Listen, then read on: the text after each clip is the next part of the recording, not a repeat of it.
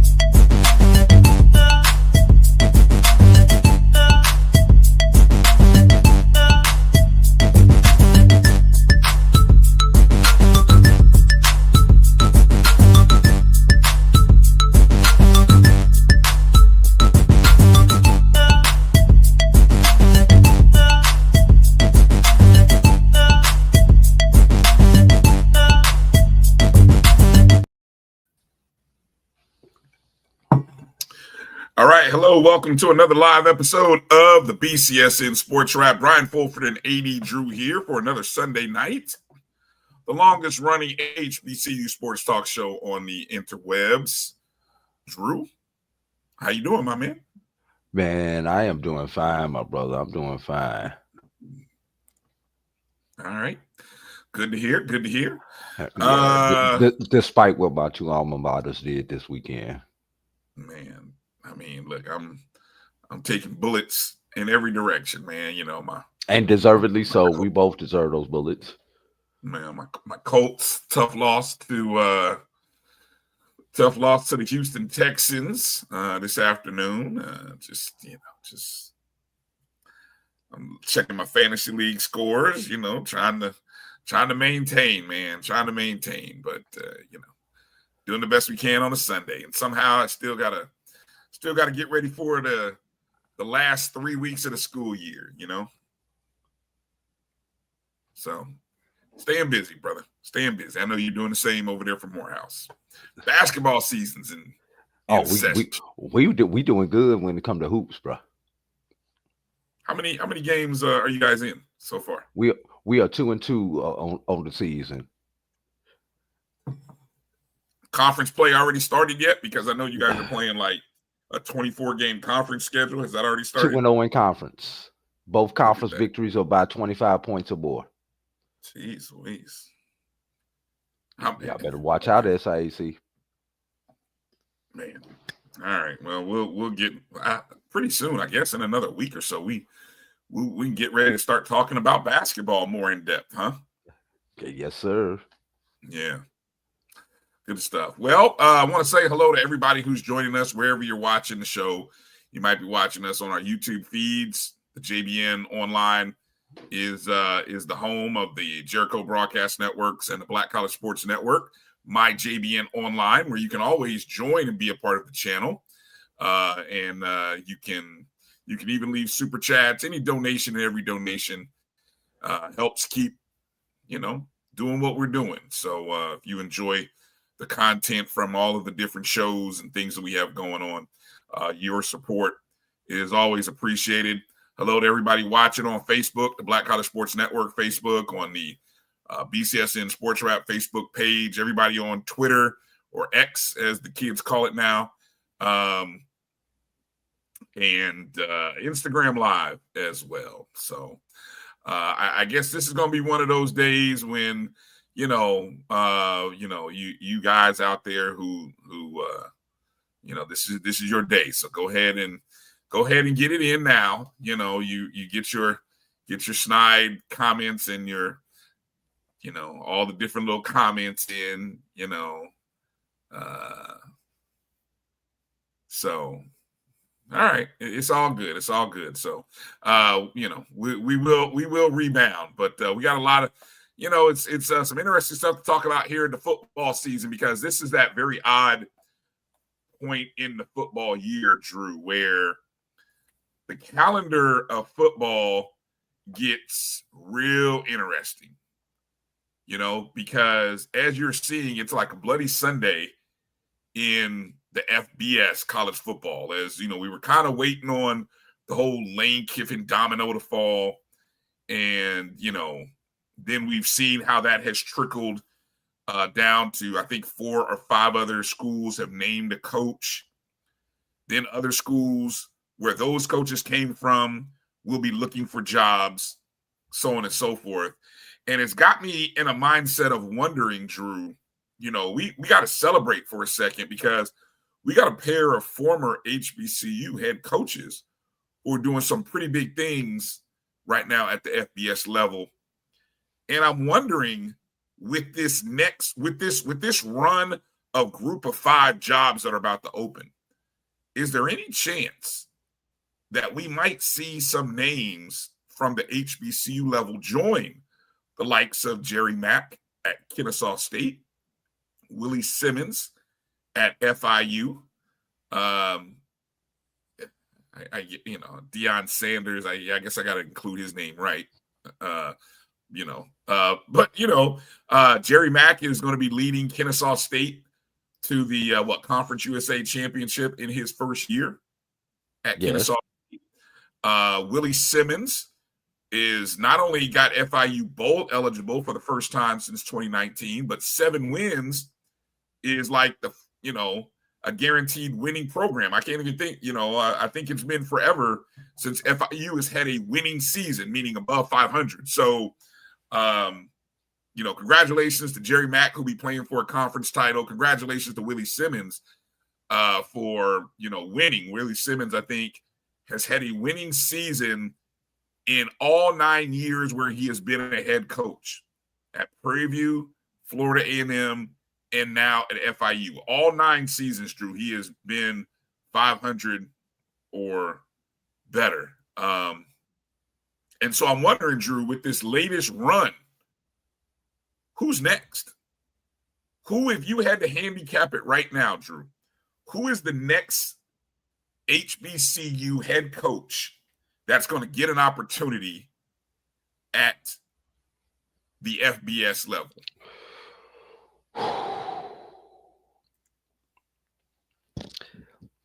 I don't know who will, but can I give you some good candidates? Well, isn't that the same thing?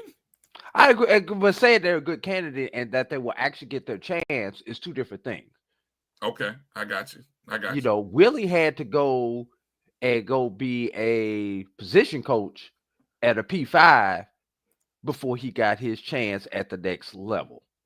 Which personally, I never thought he had to, but okay, he did. Gotcha. Yes.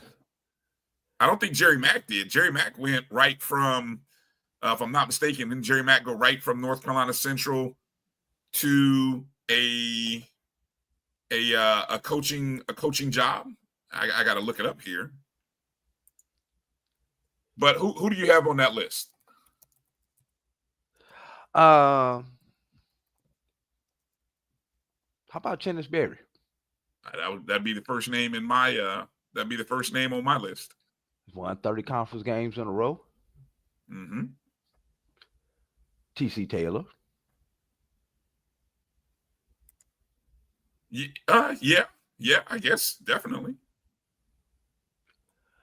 Yeah, thank you for you guys correcting me. I did look it up. Jerry Mack, he did spend some time as an assistant before taking over at Kennesaw State.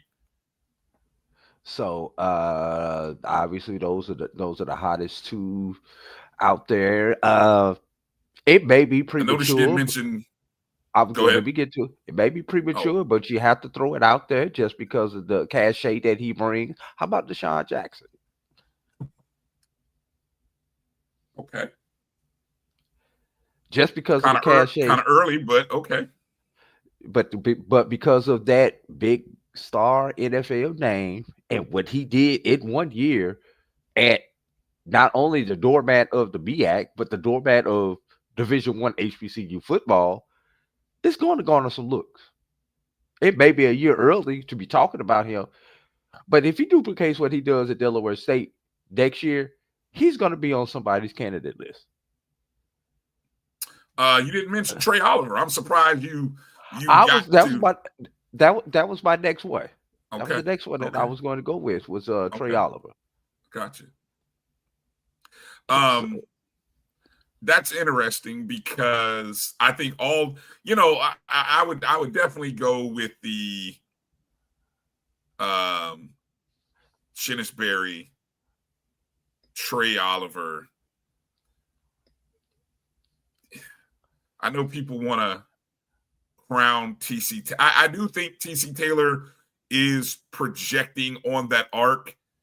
TC would have to take that position coach role at the next level before he would be given before he get an opportunity. I don't think he has a path to a direct opportunity. Here's what I find interesting, right? And this is why I didn't think Willie Simmons needed to go that assistant route, because Willie Simmons had already spent 8 seasons as a head coach. Now, I'm just looking at the resume of Jerry Mack. Jerry Mack has spent 4 years as the head coach of North Carolina Central before he departed. And obviously he had the 3 very successful years to start, from 14, 15, to 16, where he either shared the MEAC title or, won it outright. And then in his 4th year, he finished 4th, right? But he had a tremendous start.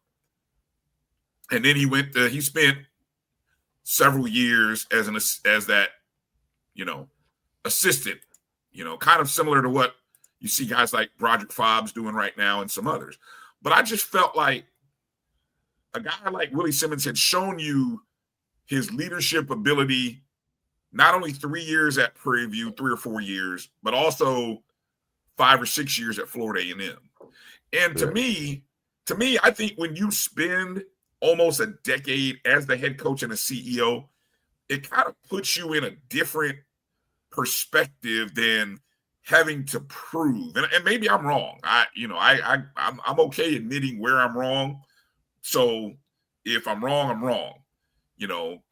And the only difference between maybe a Willie Simmons and a Deion Sanders is what a Deion Sanders is bringing to the table, right? The cash. I mean, Deion Sanders only spent 2 years at Jackson State, and he didn't have to go take an assistant job. He instantly went up because what he was bringing was a certain value, a financial namesake cachet value to it, right?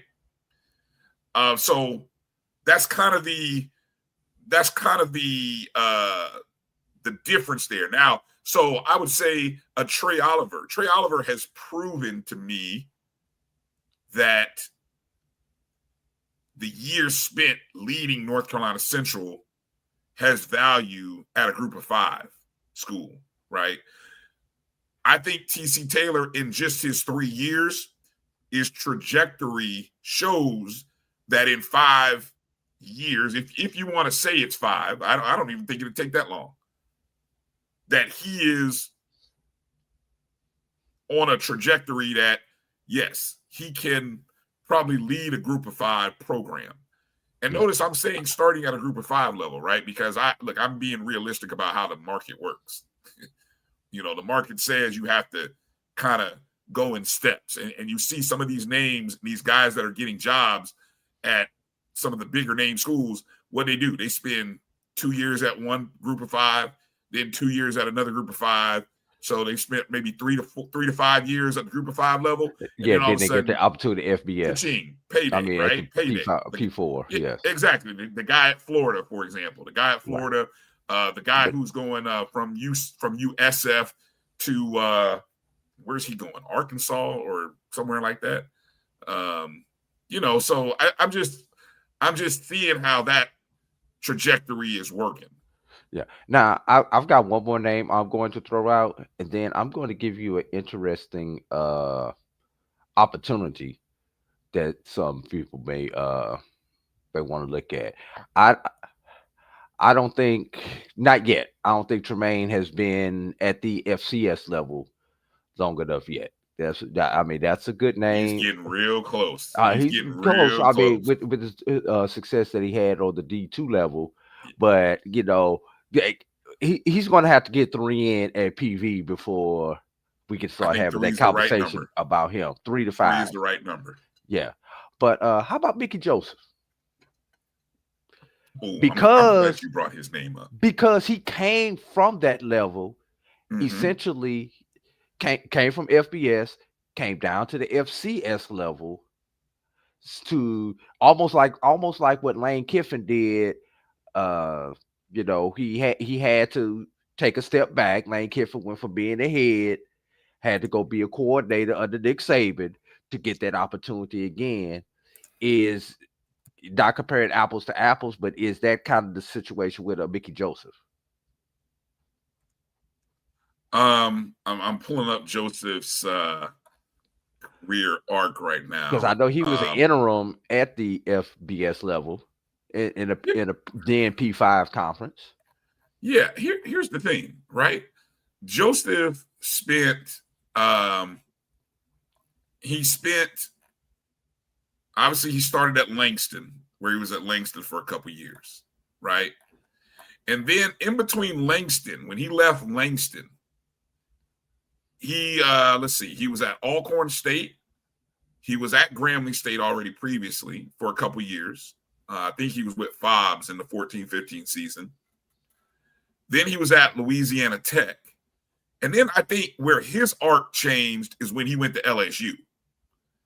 His trajectory changed when he was part of that LSU run 17-19. He was headlining. He was coaching wide receivers. I mean, big name wide receiver. That's wide receiver U at LSU. Yeah. And then he became the assistant head coach for a couple seasons, 20 and 21. Then he went over to Nebraska, similar role, right?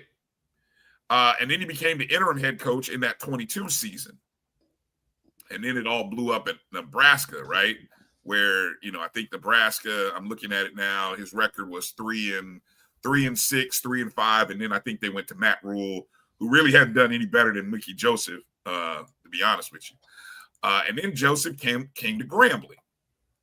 Now, it's funny that you bring his name up, and you bring his name up in context with the Lane Kiffin thing. Because two things. One, with the fact that, Grambling State lost that game to Southern, which we'll get into talking about that next segment. Yeah. But they lost the game to Southern. He needed 2 wins in the last 2 games to get 8. And I think, if I'm not mistaken, the 8 would have kicked in an additional 3rd year on his contract. Well, Drew, given all the stuff going on with Lane Kiffin, I want you all to pay attention to what happens over the next 48 hours. Because I got a little birdie that has hit me on to the fact that, pay attention to Mickey Joseph and whether or not he may make a return to LSU or not. He has a relationship, according to my source, with Lane Kiffin, and there's a likelihood, possibility, that a door may open for him to go to LSU. And so what that means is that another trickle down, right, where not only has Southern named a new coach, but also we might be looking at Grambling State looking for a new coach. And Drew, I'm going to give you the wildest, I'm just projecting here is all I'm thinking of this. I'm just going to give you the wildest, like, damn, no, really? This could happen? Maybe. Watch it. If this happens, I want all y'all to come on this channel and praise me. And I won't be like other people and say, clip this. I was the first who told you this. I was the first who put this out there. Who was the interim coach who just won the Bayou?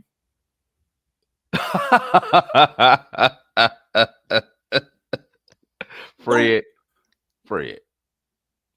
Who's wouldn't it be like wild, almost like the Bizarro of the Terrence Graves world, if the guy who just beat you as the interim coach of your rival all of a sudden becomes your head coach after Mickey Joseph leaves? Well, I'm speculating. I'm just throwing it out there as pure speculation. But now let's go into part two.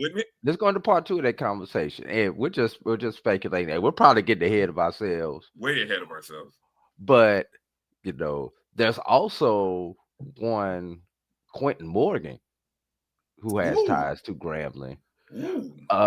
Just recently let go at Langston, who I think would be on the short list.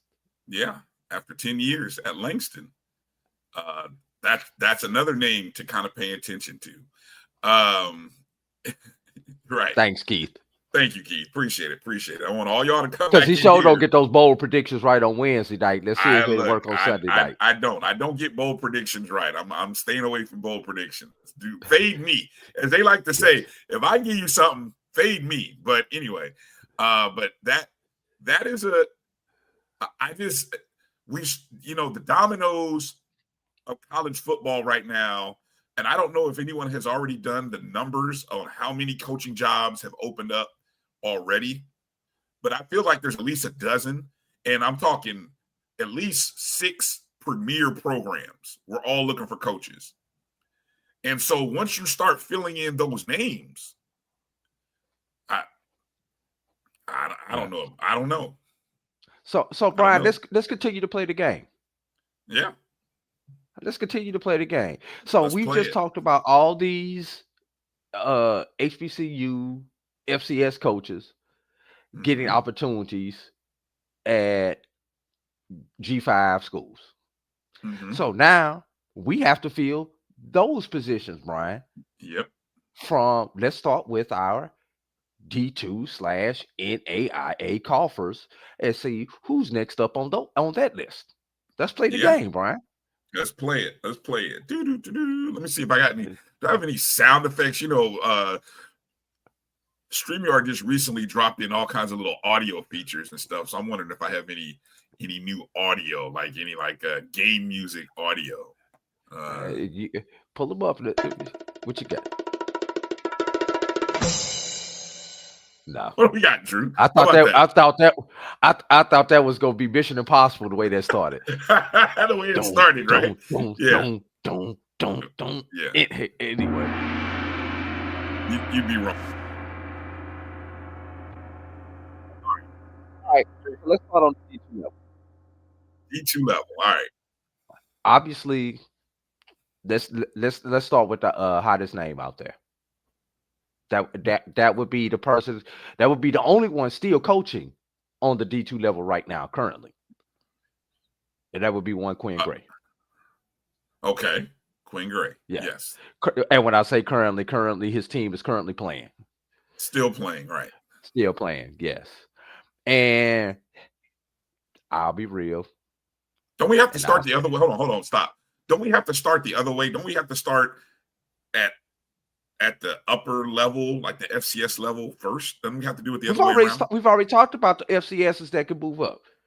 We've already talked. Okay, all right. Yeah, okay. We've already talked about. Well, we didn't mention yesterday. We didn't mention that Are we including what we talked about last week? Because we did speculate about Hampton's job last week. Oh, I mean, do you have some people? Oh, I told you who my first call was. My first call would be to Dr. Alvin Parker. Right. Okay. So let's start. Hold up. There's one more name that we need to put out there, Brian, before we move on to the D2s. How about a coach who's currently coaching a position at a P5 school right now? How about one Connell Maynor? That's an interesting name. But where would you see Connell Maynor fitting? I don't know, but if we're going to talk about people, I mean, it was forced for him to take this path, but he has taken the path. 12 years as a head coach? Yeah. 11 of them were winning seasons. Now he's a position coach.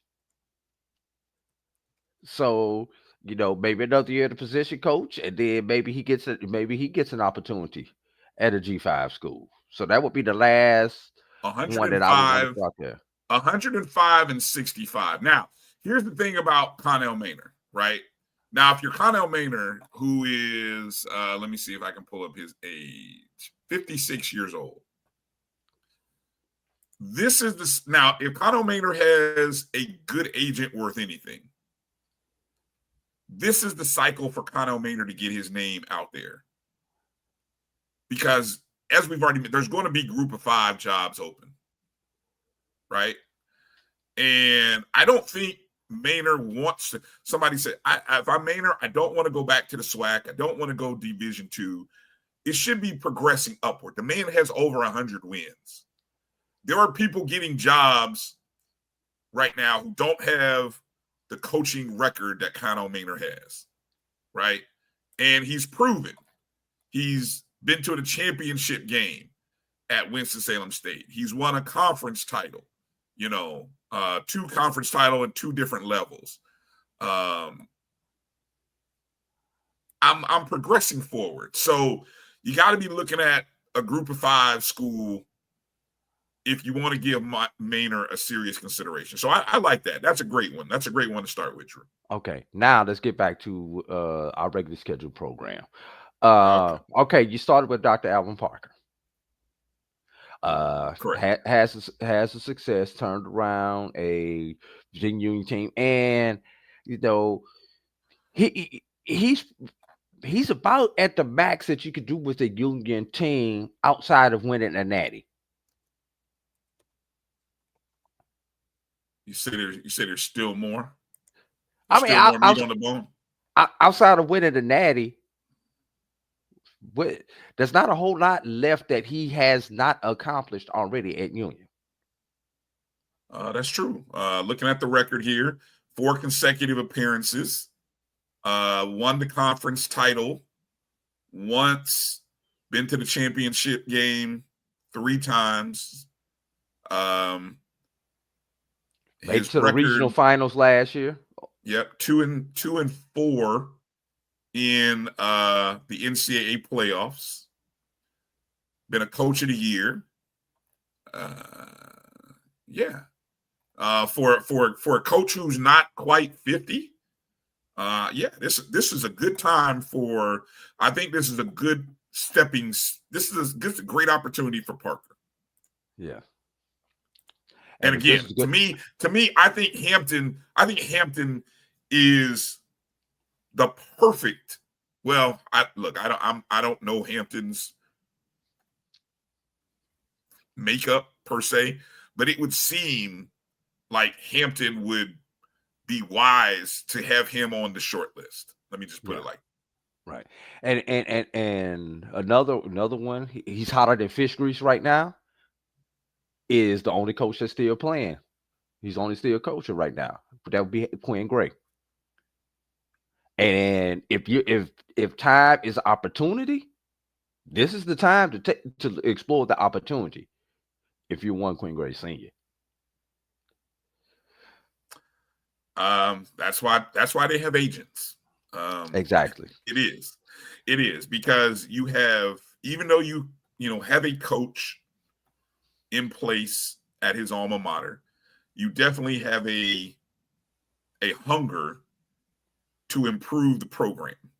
And so the key stakeholders, or no, let me take that back. The key decision makers who were all on the plane to Itabena or coming from Jackson and the game in Itabena on Saturday, all the key stakeholders were there, from the president to the CEO of the university, to the advisor, to the athletic director, to the interim AD, everybody was there. Okay. So you got to ask yourself, what is the future of the current coach in their eyes? And was it you who said it? No, you know what? I was listening to my guy, Jay Peeps, and their post-game show on yesterday after the FAMU Valley game. And I think it was Troy of Fat Mouth Sports. He was talking about that. I think it was him, or might have been Keith. I don't know. But anyway, they were saying that if you don't go after Quinn now, Quinn's value goes up the following year. In similar fashion to the way Dr. Alvin Parker, I thought Norfolk State, and again, I don't know if Norfolk State had made a pitch to go after him prior to Mike Vick, but if they missed out on Dr. Parker last year, his value is even more this market where Hampton is now looking for a coach. Does that make sense? And I thought that was perfectly said. So, as you said, Drew, I mean, Zach asked a great question. I don't know how far Albany State can go. If they can get to the Final Four or the championship game, I mean, his value continues to rise. Right. And we'll save that for a little bit later when I get into it. That's a very good question, Zach. I do think I'll save it. Just stay tuned as we get into the next segment, and we'll talk about we get deeper into Albany State. But yes, they have more than a puncher's chance. Yes, yesterday's price is not today's price. Yes, I think exactly. that was the exact line, Keith. Thank you. That I was listening to you guys earlier this afternoon, and yes, yesterday's price is not today's price. There it is. Yeah, and with inflation and tariffs, it's going up every day. Now let's move on to the next one. Okay. We've talked about Dr. Parker. We've talked about Quinn Gray. And mind you, everybody, we have no inside information. We don't know anything about anybody moving. We're just having a conversation, everybody. So please don't go out and say A.D. Drew or Brian Fulford said you're leaving us to go to A, B, and C. We're just having an innocent, fun conversation. Unless I get that other scenario right, then I want y'all to praise the hell out of me, just like the rest of y'all running around talking about I got it first and I did all this. Praise me. I mean, I'm being humble about it though. But yeah. All right. Next one, I think maybe on that D2 hot list would be Maurice Flowers. Oh yeah. Yes. Maurice Flowers. And hold on, let me pull up his coaching history here a little bit on Flowers. So Flowers, just in case you forgot, has spent many years coming out of the high school world of coaching in Texas and North Carolina before he took over as an offensive coordinator at Johnson C. Smith, then as a OC at Shaw University, also was an assistant coach at Campbell and Miles, at Fayetteville State, at Valley, then finally got an opportunity at Fort Valley State. Unfortunately for him, it happened during COVID. Like the COVID year happened, right? And so he was at Fort Valley State for essentially one full season, the 2021 season where he went 5-5, but he did get a couple of wins in the year before where Valley tried to play during that COVID year. He went 2-0. So then he transitions over to Johnson C. Smith, a team that was, I mean, look, all jokes with all respect to Valley, right? Johnson C. Smith and Livingstone were the valleys of the SIAC. Is that a fair assessment, Drew? Of the CIAA. Of the CIAA. Yes, right. They were the bottom feeders of the Southern Division.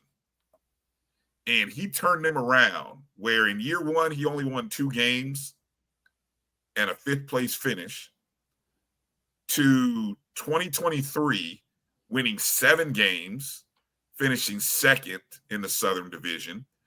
Then last year, where they get rid of the divisions and go overall, he goes 8-0 to start the year, gets within 1 game, needing just 1 game of the last 2 to get to the championship game. Unfortunately, they don't win it. They finished 3rd, tied for 3rd. To this year, they actually pull it together, win the CIAA, go to the playoffs, rankings as high as 11th in the AFCA, 13th in the Division-II rankings. And I mean, he's proven that he's proven to me, Drew, that he can turn around a program and is worth the investment if I'm if I'm an FCS school. Yeah. All right. Let's move on to a couple other ones. Here's a couple wild cards, Brian. And I don't know how much consideration he would get. And he's probably going to kick my, you know what, next time I throw this out, next time I see him. And I see him, regularly. But how about Teddy Keaton? The turnaround jobs that he has done, would it translate at the next level? Teddy Keaton. I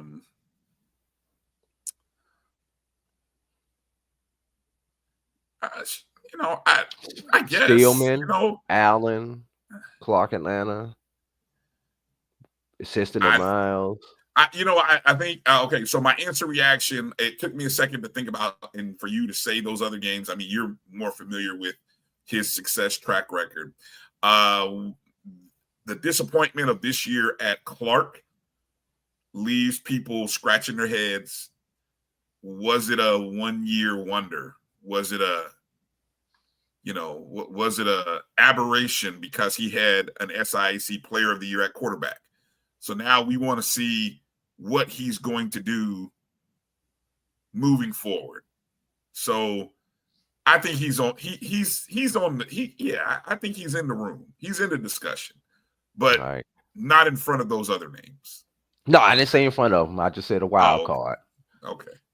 If you can't get one of those top three names, he's got to be at the top of tier 2. Right. How about Rod Dickerson?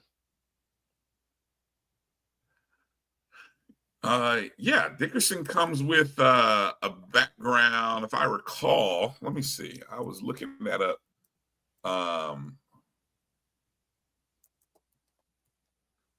Let's see. Dickerson, who of course is the current Benedict coach, spent a couple of years at Gardner-Webb as a head coach, only a 7-15 overall record. And then he went into the assistant coaching route. But his assistant coaching tree is nice because he had a stint at not only he had at the professional level, but also he did some time with Ole Miss in 2008 and 2010. That was prior to the Gardner-Webb job. So I think that's probably why the Gardner-Webb job opened up for him. And then he came out of that and then, Morgan State, Jackson State for a few years, went to West Florida at the Division-II level, and now he's at Benedict. All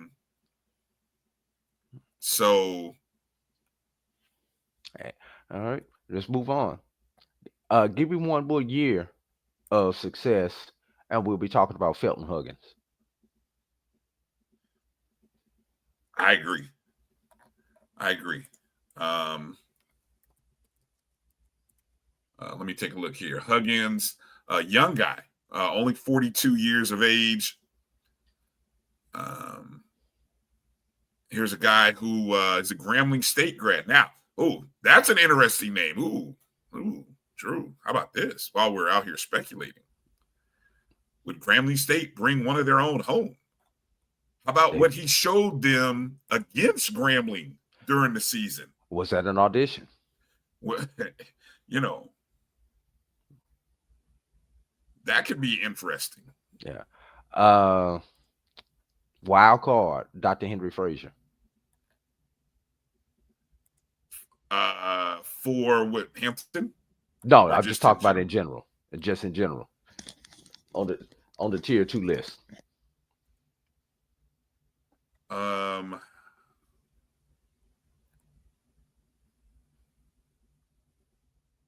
Let's see. A heck of a career. Bowie State, Prairie View A&M, North Carolina Central, Virginia State. He has over 100 wins career, similar to Connell Maynard. He's won a SWAC title. You gotta consider him. You gotta consider. Yeah. Would he be? Look, I'll ask this question: Who would? Okay, so here's a controversial question: who would be a better play at Hampton, or is this like a 1A and 1B? Dr. Henry Frazier III or Dr. Alvin Parker? Don't answer. And I think, but here's another thing: knowing what type of institution Hampton is, I think it's perfect that both of those men have doctorate degrees. I think it's so Hampton, in my opinion, right? All right. He is from the Maryland area. He's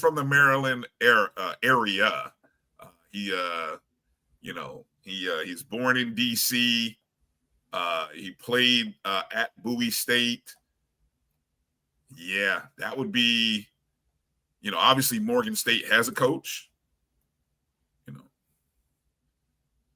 Ooh, there's a name. Grambling is going to have a lot. The speculation at Grambling is going to be the man still got the job. So let's stop talking about Grambling. Okay, all right. I don't know for how long. I'm just and speaking of, obviously, coach who recently was coaching, Quentin Morgan, goes on the list of potential candidates. And we did forget about one coach when I'm going back to the FCS level, who's actually started the program, has not coached the game yet, but Bobby Rome, who went from Central State to Florida Memorial. Now he's at Chicago State, I believe it is. Okay. Started that program up there, which would be a D1 program. Yep. So, and all this leaves room with all this movement when all these dominoes fall, Brian, for one Ferocity Dorman to get one of these doggone jobs. You got to take care of my guy. Got to take care. You got to take care of my guy. You got to, especially Langston. I know you got to be. Yeah, I know he's on the Langston short list. He's got to be on the Langston short list. He's got to be. He's got to be. I mean, come on, Langston. Come on. What are we doing, Langston? We know some of the people over there. I'd be. Oh, wow. Really? He was at Virginia Lynchburg? Or did he lose at Virginia Lynchburg? No, he was at Virginia. I think he went from Lynchburg to Florida Memorial. Oh, well, folks need a job, folks need a job. You try to do what you can. And I'm sure a lot of coaches get told that they're going to get certain resources, and then when it comes time to get those resources, they somehow aren't available, sadly. Brian, the coaching mentality, and if you're a coach and you're there, I can coach anybody. I can save anybody. I can win in any situation. That's your mentality as a coach. And if you don't walk in with that mentality, I don't want you coaching for me. There you go. Can we transition to the big coaching hire news that came out over the weekend, or really? It was speculated until it was official made by the university. Let's get it after the break. Let's get the break. Come on. Let's do it now. We were already over our break. Come on. That way we pushing break number 2. It's about break number 2 coming up. Oh, the heck with that. I mean, we're trying to keep this thing moving, Drew. I don't want to be here past 8:00. I honestly don't. So let's just keep this thing moving, and we'll take the break at the top of the hour. Let's do that. Right. So Marshall Faulk finally gets the job, or excuse me, the announcement is finally made that Hall of Fame running back Marshall Faulk is the new coach at Southern University. Now, what I find interesting, first off, nice graphics. They put the nice Southern hat. I don't even know if Southern makes that hat. You guys tell me in the chats, is this gear that Southern actually has available for you guys to buy? Has there been a coach that actually has worn this particular hat that Marshall Faulk is wearing? Because that's a pretty dope lid that he's got on his head. I'm just gonna say that. Obviously, you could tell by the graphics, in the sunglasses that that. Anyway, but Marshall Faulk gets the job now. AI at his best. not AI. This is give these graphic designers a great give graphic designers they props. I mean, they did the damn thing with this graphic, man. The graphic designers, they got the signature in there. You know, they got the you see the Hall of Fame photo in the background, the sort of the watermark, and then of course, if you didn't know that he was a former football player with the world champion St. Louis Rams, you got that picture there. Doc says yes, that is an actual cap. Okay, we'll see. There you go. I've never seen anybody wear it, but okay, that's a tight lid though. But anyway, Brian, can I tell you a secret? What? Everything that we have in the athletic department is not for sale. I understand that. Sadly, I understand that too well, because there's many times I've been trying to get FAMU gear and I can't get it. Yeah, which doesn't make sense to me. Athletic it's called but you see, that's the problem. The best thing that the NFL ever did was come up with the sideline collection gear. You know what the sideline collection gear is?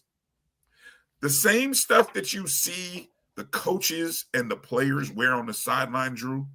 Guess who else can purchase that for an obscene price? Who else can purchase that? This guy. And because I want to be you can buy it next year, with Brian. my team. You can buy it next year. Okay.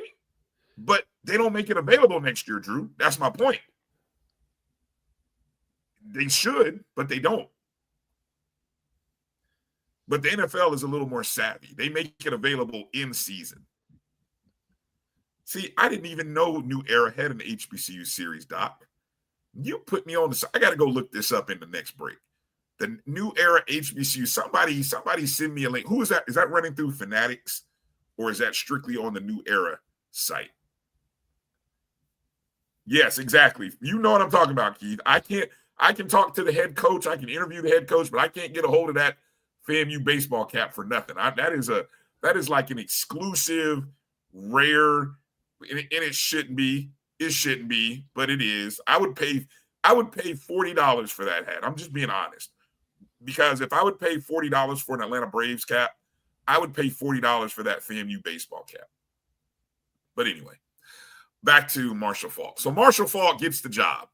Now, you and I were, or maybe some of us were speculating when this all started coming out, and props to those who got it right. I think officially off script, Scotty, Reggie Flood, I think they were the first to officially break it, according to the timeline reports. Then I saw on my timeline, I saw Kevin Baptiste report it.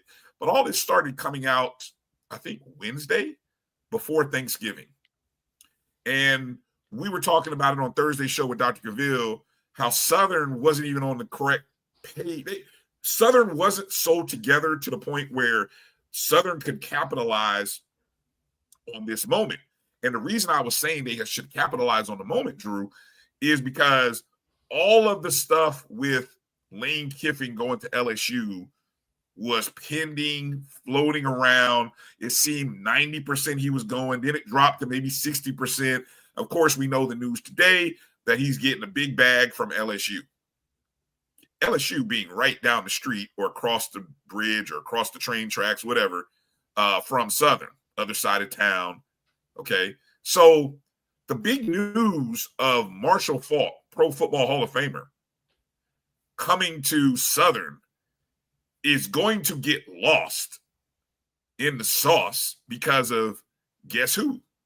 Lane Kiffin, and the domino effect that the Lane Kiffin hiring is going to bring.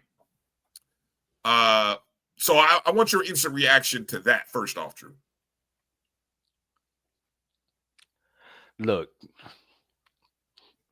one of the worst kept secrets in HBCU over the last week. But Brian, let's think back on this, and yes, please forgive me for using this analogy. This is no worse of a kept secret than Prime going to Jackson State in 2021. You really? Really? You think you 24 to 48 hours before it was publicly announced, we started hearing the Coach Prime rumors. So Yeah. I don't think this was any worse than that. Now, the difference between that and now, there was no lead up to Prime. There was much lead up for Falk coming in. So yes, it's tough that we in an institution where you have a city where you have two institutions. And this is a rare occurrence, Brian. There's only a couple of places where this can happen at. Tallahassee being another one. Where this can happen at, where you've got both these coaching announcements coming out essentially within 24 hours of each other in the same city. Obviously, the news media is going to pick up on the the FBS hire over the FCS hire. But it don't even have to be like that. It could be, hell, if Alabama decides to get a new coach and Alabama State or Alabama A&M decide to get a new coach, every news outlet in the state of Alabama is going to pick up on it. True. So, it really doesn't matter. But is it tough that it's being overshadowed? Yes. I think it was even worse is something couldn't control this. Some way, somehow, this got out. Now, early in the week.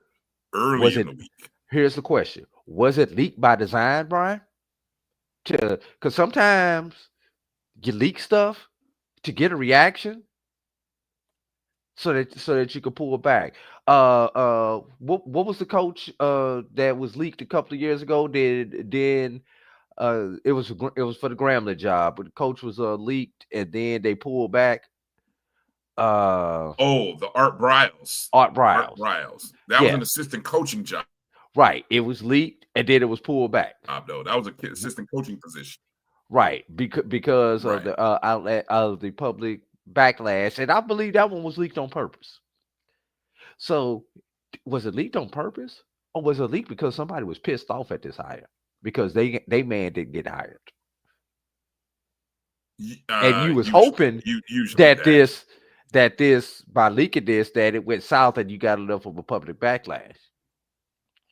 Now, of course, we've got he's never been a head coach before. Yes, he's got NFL experience, but he does have the year that he's done in Colorado with Coach Prime. But this was not a year to write home about if you're a Colorado Buffalo fan. So there's much stuff, but he's from the area. Grew up in New Orleans. His claim to fame comes from your Indianapolis Colts, Brian, and my St. Louis Rams. So obviously with the Super Bowl rings with the Rams and the Super Bowl second appearance with the Rams. So this brings a lot. With Lane Kiffin coming to LSU, this may be the only hire that Southern could do to actually stay relevant in the local news media. Ooh, don't tell Southern folks that. I know Southern folks got to be like, no, we're Southern. I mean, I don't, Yeah, you're Southern all you want to, but Marshall Faulk is going to keep you in the local news. I don't think any other hire they could have went with would keep them in the local news outside of a Marshall Faulk with a Lane Kiffin also in the same neighborhood. I'll leave it right there and let you throw your 2 cents in on that, Brian. I enjoyed listening to the Carlos Brown show on Saturday. Carlos obviously he covers Southern, has covered Southern for over a couple of decades now. And he spoke about, if you want to find out info, I would encourage you to go back and check out the podcast from Saturday's Carlos Brown show. It's on the BCSN Pod Zone. You can hear the first 30 minutes. I think the first 30 minutes in the first segment, they talk about this job. That's where I want to get to. That's where I want to get to, because thank you, Carlos, for checking in. It's the finalists that I find the most interesting. I actually find the list of finalists, Drew, more fascinating than the hire, because if I'm not mistaken, Marshall Faulk was had expressed interest. I don't know if directly or through back channels previously, before they hired Terrence Graves. Because you remember 2 years ago, Marshall Faulk's name started to come out. Started to circulate. Okay. So. And we laughed at it. And we laughed. Okay. But what did Marshall Faulk do? This is how you show how serious you are. He went to his friend Deion Sanders and said, get a job. I need a job. I want to get into coaching. I want to see how it's done. I want to learn how it's done. Okay, I'll have you be the running backs coach. Now, I mean, whether their running backs were good or not, that's irrelevant. Okay, but I bet anything, I bet anything, Marshall Faulk presented a plan and a package that was probably vetted, reviewed, worked on over the course of several months with Deion Sanders, right? Probably, if Deshaun Jackson leaned on Deion Sanders in getting the Delaware State job, I'm willing to bet Marshall Faulk did the same thing. And credit to Deion for being like, hey, look, I'll show you brothers what you need to do to bring to these institutions that, yes, they are HBCUs, but B, they're also low resource institutions. And what can you bring? If you're really about this, what can you bring into this? I don't know what these guys' long-range goal is. I've heard some people speculate that Deshaun Jackson's long-range goal is to get back to California. I don't know what Deion Sanders' long-range goal is now that his sons are no longer, being coached by him in college. I don't know what his main aspirations are, right? But Marshall Faulk seems to have a genuine interest right now at this level. And so back to the finalists, because I think the finalists are interesting. Faulk is one, and this is reported on by Carlos Brown. Carlos Brown did a great job of breaking this down, and nobody else has been talking about this. So put some respect on Carlos Brown for dropping the finalists, because I haven't read or heard anybody else talking about the finalists in this whole thing. Have you, Drew? No. Okay. The names that were part of the finalist group were, of course, outside of Marshall Faulk. He said Trey Oliver, the head coach of North Carolina Central, was a finalist. Deshaun Jackson, who just, Stop right there. Everybody keep in mind, Trey Oliver was a coach at Southern prior. Okay, see? I just want to make sure everybody. I'm glad you filled that in. Because even though he is a North Carolina Central alum, that's a good fill-in. We'll talk about that in a second. Deshaun Jackson, 1 year in at Delaware State, had their best season in about 10, 12 years. Okay, interesting move. Why Deshaun Jackson would be interested in Southern when he just got to Delaware State. Is it a step up? Definitely in facilities, probably. And how much closer does it put Deshaun Jackson to maybe where he really would like to be if you listen to the speculation from people? Then you also had in terms of 5-hour flight in the 3, Brian. Yes. And then the two other finalists, not as maybe well known as Trey Oliver or Deshaun Jackson. Definitely not currently head coaches, but you had Maurice Harris, who's the current offensive coordinator for Liberty. Spent some time working at Alabama State in terms of just HBCUs and other entities. And then Tyrone Nix, who's the defensive coordinator at Tarleton State, who has a nice resume as well, over, just kind of glancing at, he worked as a DC at Ole Miss, South Carolina, been in Conference USA. So, I mean, here's a guy who, look, don't be surprised if his name doesn't pop up in some of these Group of 5 searches, right? Harris, I heard that about Harris working at Jackson State. I didn't see that on the bio sheet that I was looking at, but okay, I don't doubt, because I think Carlos said it as well.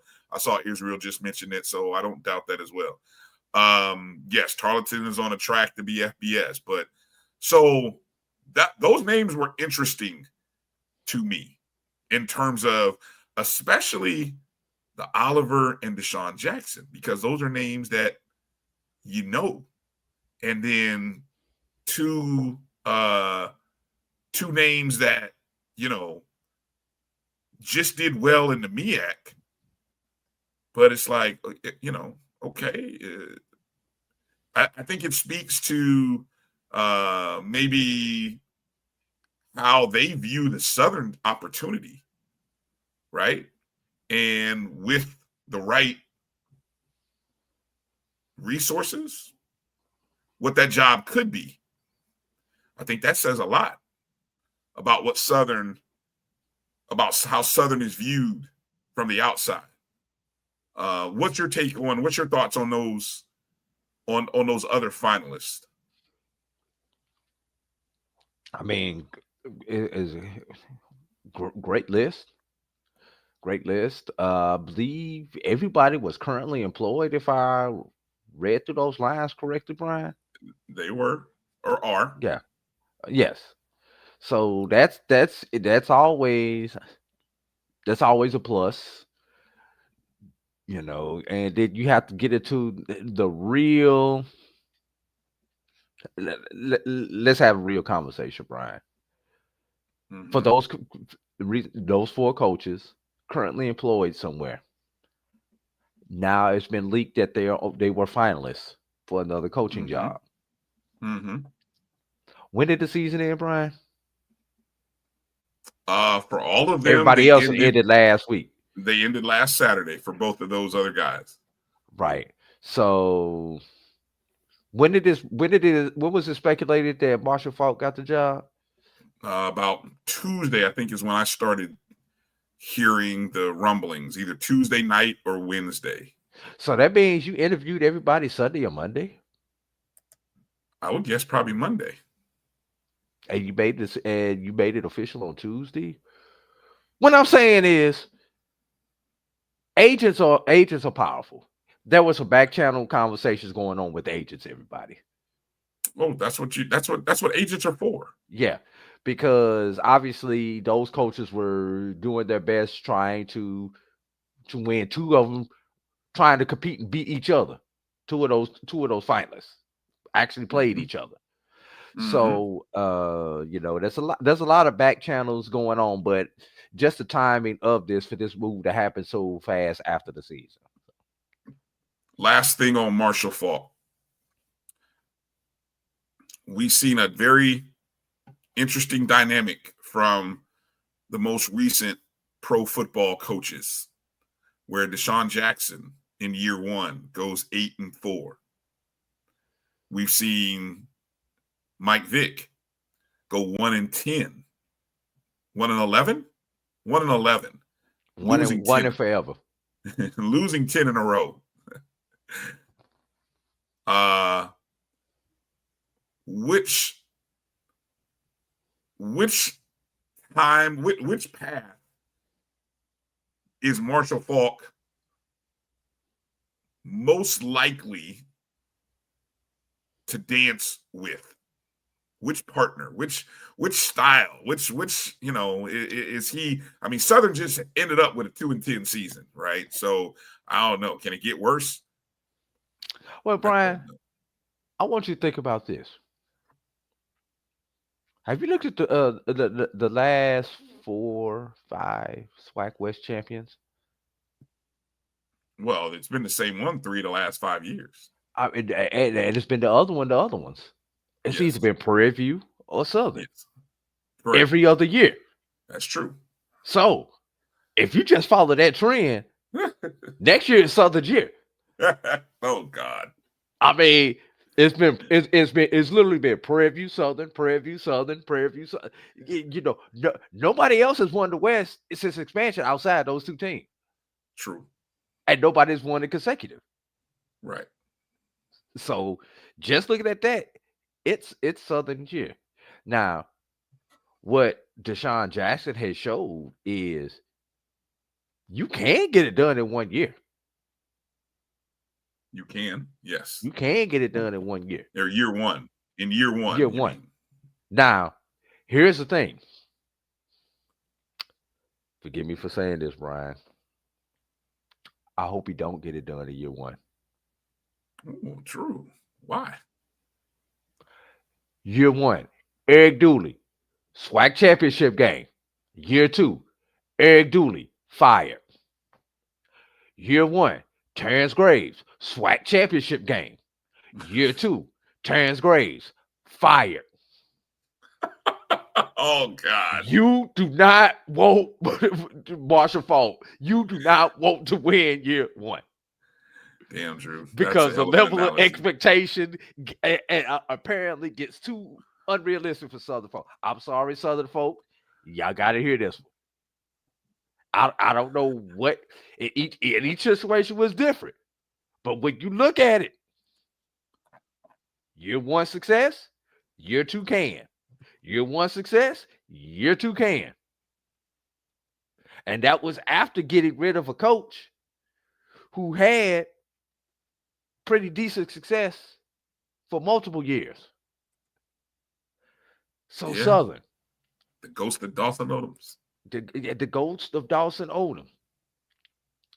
Dawson Odoms had you in championship game, Southern. You wasn't happy. I want to have a real conversation with Jag Nation. Have it. What is it going to take to make you happy, Southern?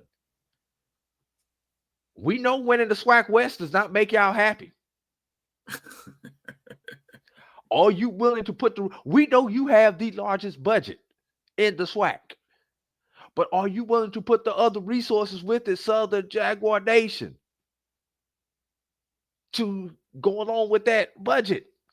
Because that budget still only gets you so far. You also have more sports than everybody else too, which means you need to have that larger budget. So, Southern, let's have a real conversation. There are some interesting dynamics here, which, I mean, for another show, I love what we've seen in the last 5 years, where we've seen Deion Sanders do it in a short time frame. Deshaun Jackson do it in a short time frame. We've seen Eddie Robinson Jr. take 4 years to get to the level where he won 10 games. Still hasn't won. He still hasn't gotten to a SWAC championship game. Can I cut you off, Brian? Well, hold on. Let me finish. No, let me finish. And the fact that also Chris Dishman, who's in year, 3? Or 2? Is it 2 for Dishman? Two. Or 3? This finishing 2. He just finished 2. He did what? He just finished 2.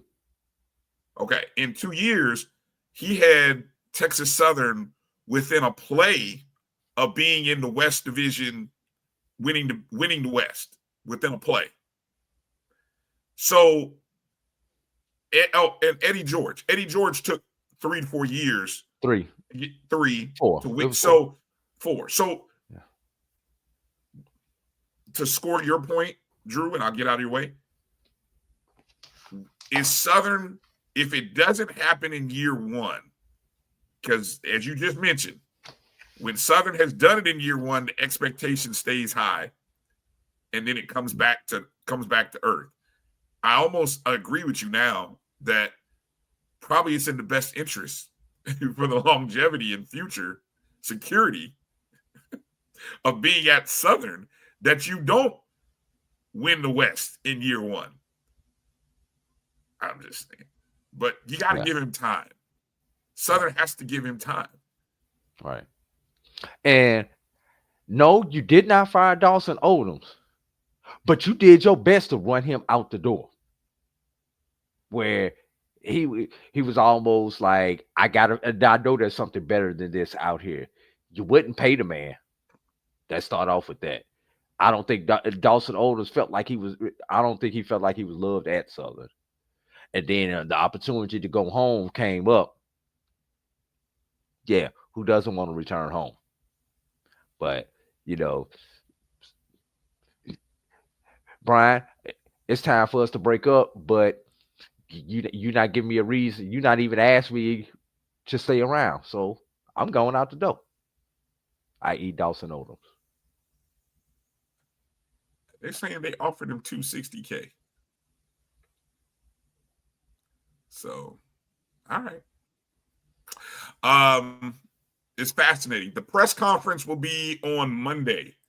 I believe the time, I wrote this down in the notes, 2:00 Central Time, I believe. So that'll be 3:00 Eastern, in the Leon R. Tarver II Cultural and Heritage Center.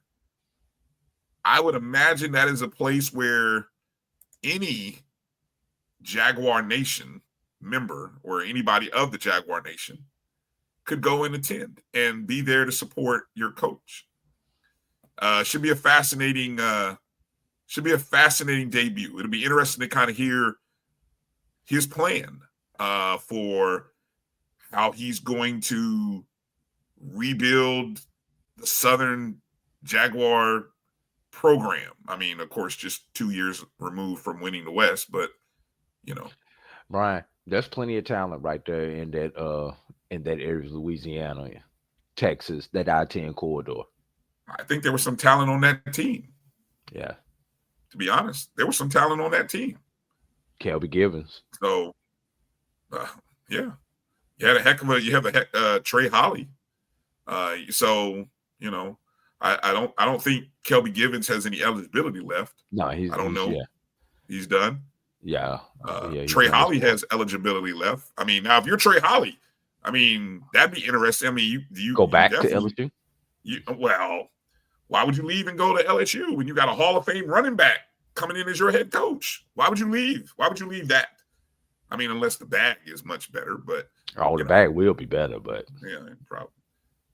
But why would you leave? Southern gave you a chance when that other school threw you away, so to speak. Hey, Brian, how about that? What happened to that break at the top of the hour? It's almost the bottom of the hour. All right, let's take a break and come back on the other side. Catch up. We got to talk about this. We got to talk about Albany State, man. We will. We'll talk about Albany State. We'll also talk about there are no more winless teams in the SWAC. We'll talk about how that happened. And then also we'll kind of set you up with some graphics to look ahead to the SWAC Championship Game between Prairie View and Jackson State. No handicap information or stats available just yet to kind of give a prediction, but there'll be more time for that during the course of the week. Hang tight with us. You're watching the BCSN SportsWrap right here on the Black College Sports Network. We'll be back in just a moment. This is the Dean of the College of HBCU Sports, Kenyatta Cavill of Dr. Cavill's Inside the HBCU Sports Lab with Mike Washington and Charles Bishop. Come mix it up in the lab where the course lecture is in session every Tuesday from 6:00 p.m. Central Standard Time on Facebook Live, YouTube Spreaker, or the BCSN app, as we discuss all things about the HBCU sports culture, including exploring the week that was in the sporting HBCU diaspora, as well as the upcoming week of HBCU sports. With me, the Dean, the College of HBCU Sports, on Dr. Cavill's Inside the HBCU Sports Lab with Mike Washington and Charles Bishop. Course lecture dismissed.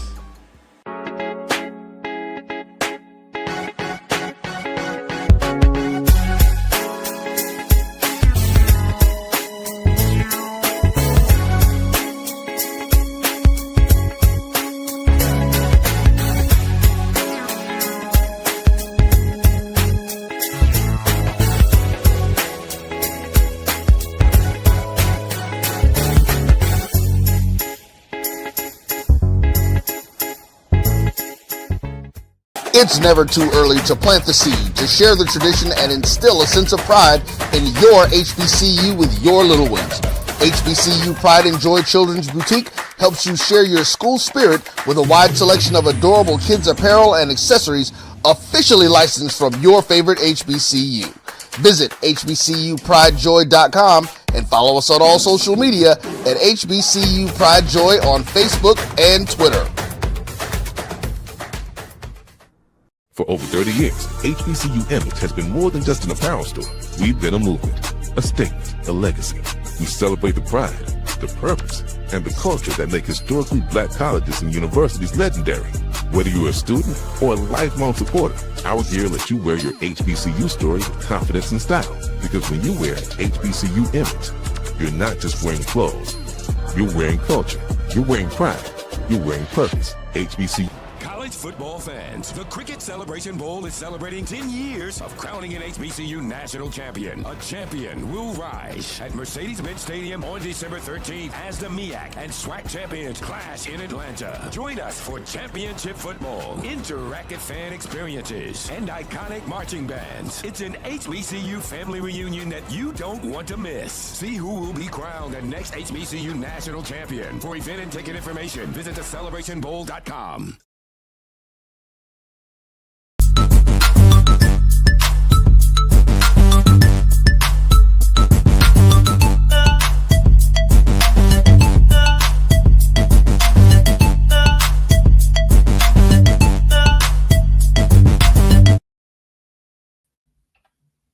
All right, welcome back to the BCSN SportsWrap. Bryan Fulford and A.D. Drew here. Appreciate everybody jumping in and joining us wherever you are watching on YouTube or Facebook. Go ahead and hit the thumbs up and the like button if you would, helping out the algorithm of the show. You also, the folks who are on Twitter and Instagram Live, we say hello to you as well. Let's see. Dave Wave Global on Instagram Live. Shout out to you, Dave, for taking some time out to hit us up on IG Live. The folks on Twitter, if you're on the web browser, I think you can leave a chat as well. Hit the thumbs up and the like button if you would. If you're watching the show via the podcast, the BCSN Pod Zone, which you can find on all of your favorite podcast network channels, Spotify, Amazon Music, iHeartRadio, Apple Podcast. Make sure you are subscribed, and you can always go back and listen. Again, I want to go back and remind you guys, check out Carlos Brown's show from Saturday.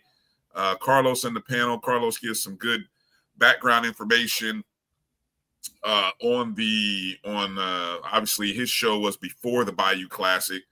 But in terms of the hire of Marshall Faulk and just the process and some of the other candidates, some good info there. And then this morning's Sports Lab with Drew, myself, Doc, and Charles, from if you missed the recap.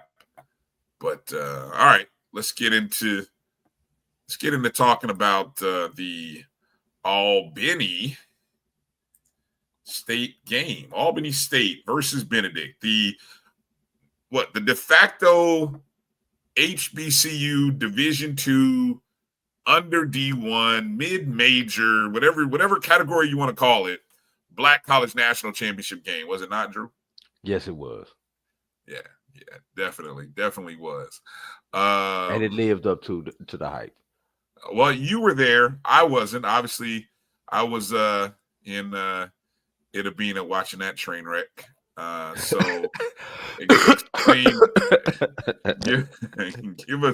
give us some background there, if you would, Drew. Albany State came into the game. Now I'm looking at just kind of predictive analysis, Drew. Albany was about a 13.5 point favorite coming into the game, according to the metrics on Massey ratings. But it was a much closer game. Yeah, they lied to you. I could have told you that big game was not going to be that close, Brian. If you like defense, this was the game for you. You were on the edge of your seat because there were plenty of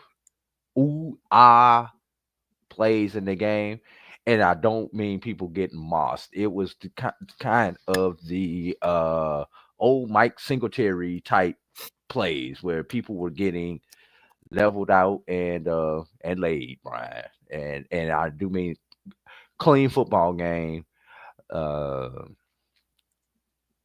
There were a couple of times that I need to pull up the stat sheet for this particular game, Brian. There was a couple of times where Albany State gave Benedict a real short field, and Benedict did. Albany State's defense did a great job holding Benedict to only a field goal. As I go back through the notes. First play, Albany State drove down to the Benedict 36, and the first sack of the day for Isaiah Knowles occurred on Brian. Fourth and one, Brian. Albany State calls a timeout on a 4th and 1 from the Benedict 36, realizing that this is going to be one of those games where points matter. And at the 36, you're talking about a 53-yard field goal, Brian. Don't know too many Division-II kickers that are going to consistently make a 53-yard field goal. Not in the first quarter. Maybe if it's the fourth quarter and I need it, yes, I may go for it at that point, but not in the first quarter. So that's one of those, Brian, too close to punt, too far to kick. But on the 4th and 1 to get a strip sack, you're talking about, once again, the defense that was a preview of what we were going to see. And that was the first drive of the game, Brian. So then Benedict would drive down, get to the Albany State 33, and turn it over on down. So both teams turned the ball over on downs on their first offensive possession, Brian. And then Albany State would wind up getting the ball back, and they would score their first touchdown, Brian, of the day, put them up 7-0. Benedict would go and do what they need to do. But here's the thing, Brian. Benedict would start with the ball on the Albany State 36-yard line, Brian, after forcing Albany State to punt from their own 1-yard line. Field position, Brian. Right. And then the dirty blue defense does what they need to do. Benedict is only able to get 10 yards in that drive, Brian. 10 yards. 3 and out. A couple of penalties did not help Benedict along the way, but they wind up kicking a 43-yard field goal to make the score 7-3, and that's what closed out the first quarter, Brian. And as we got into the didn't hear it. Second. Go ahead. No, I was gonna say it's funny you mentioned that. I'm looking at the drives in the first half. Other than that opening drive, I'm just looking at the time of possessions. Yes. Well, I know. I'm looking at the opening drive by Albany State. In the first half, that was the longest drive in terms of minutes on the clock in the first half, 3:07. Everything else is under 3 minutes of possession. Right. And you would think the two defenses would be tired. Yeah. Yeah. Every drive. I mean, there are very few drives that go over 5 plays. A lot of 3 and outs, maybe 4, 5, but or one first down and then a 3 and out. Yeah, very few times. I was just looking here to see what the total number of punts were in this contest. Let me see. Total punts. Where it is. 7 punts for Albany State, 8 punts for Benedict. Yeah, that seems about right. So you had a total of 15 punts in the contest. Good God. Yeah. Now, Brian, as impressive as it was for Albany State starting on the for Benedict starting on the 36-yard line and Albany State only giving up 10 yards. How about the fact that in the second quarter, Brian, after a punt return, Benedict starts on the Albany State 20-yard line, Brian. 20 yards, Brian. 4th and 3 from the 13. They get 7 yards, Brian. 30-yard field goal. Talk about the Dirty Blue defense, Brian. They pick up the ball, and the Benedict defense does what it's supposed to do and gives the offense a short field and even a short turf field. And the Dirty Blue defense stopped them both times, limited the Tigers to 3 points, Brian. Wow. The Benedict defense has been the sexy defense because the Benedict defense will score. Interception, scoop and score, whatever the case may be. The Dirty Blue defense is actually the number one defense in the conference, Brian. And they showed it. Aren't they like number 4? Aren't they? I saw I was listening to the show post game Saturday with Jay Peeps, and and they were saying that Albany State's defense was number 4 in the nation, and they showed it. As much as we've talked about Benedict's defense this year, Brian, and we've slept on the Dirty Blue defense. Well, we probably didn't sleep on it so much as, like you've mentioned before, we've talked about Benedict and the fact that their defense and special teams have scored points. And obviously, if Albany State doesn't give you that opportunity, well, now what is your offense going to do? Exactly. And the offense did the sum squad in. And Benedict used a 2-quarterback system, Brian, in this particular game, where Ocean, and just to give it to you, Ocean primarily played the first and the third quarter. Jackson Jensen played primarily the second and the fourth quarter, Brian. Right. Combined, the 2 quarterbacks were 8 of 27 for 46 yards, with a longer 14, and was sacked 1 time. In total, Albany State had the time of possession 36-25 to 23-35, and held Benedict to 186 yards of total offense. 186 yards of total offense. Wow. Brian. Yeah. Now getting back to the second half of this game, scoreless third period. Neither team was able to really sustain any type of drive. I don't think either team actually crossed. One time Benedict did cross midfield. Twice. Albany State did not cross midfield in the third quarter, Brian. Wow. Albany State did not cross midfield in the third quarter. The closest Benedict was able to get was down to the Albany State 40 in the third quarter. So in the fourth quarter, Brian, Albany State is finally able to put together a drive, Brian. They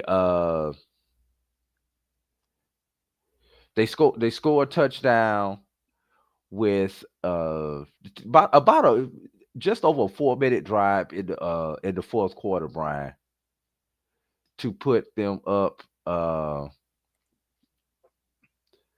14-6, Brian. Yeah, 14-6. Then, wouldn't you know, Brian, Benedict comes down and is finally able to muster up their only sustained drive of the day, Brian. Great kickoff return. Get it out to the 30. Not best field position, but they're able to get down and put together a drive, and the score gets to 14-12, Brian. This is where the drama went through, Brian. Everybody in the building knows you must go for two. It's 3:45, 3:50 left in the ball game, Brian. Right. Fade pattern to the in the back of the end zone, incomplete. Now, Brian, you're Benedict. You've got, I believe they had all three of their timeouts left at that point. Two timeouts. Two timeouts left at that point. Brian, what do you do? Yeah. 3:45 left in the game. Do you onside kick it or do you go? Think about your defense. Oh, well, okay. If I'm thinking about my defense, I'm kicking it off. And that's exactly what Benedict did. Okay. All right. So Albany State gets the ball on the 31-yard line. And now I'll just go down this play. This is the play. This is the series that Albany State iced it. Tion Rice up the middle for 2 yards. Isaiah Noel completes a short pass for a 2-yard loss. On 3rd and 10, Knowles completes a pass to Amari Stewart for 21 yards for a first down. And then you have the 2-minute timeout. Mm-hmm. Still need one more first down, Brian, to end this game. Right. Weiss rushes for 8. Weiss rushes for 3. First down. Benedict calls his final timeout. Yeah, it's pretty much over. 2 kneel downs. Ball game. And the funny thing about the kneel downs, Brian, everybody was actually interested in victory formation because of what happened with Jackson State Alcorn the week prior. Sure. Nothing's easy. After what you saw a week ago. The first time I've ever been around people where no one assumed in victory formation. So, but yes, Albany State was able to ice the game. Big play from Knowles to Stewart to ice the game, man. That was a critical first down that they needed.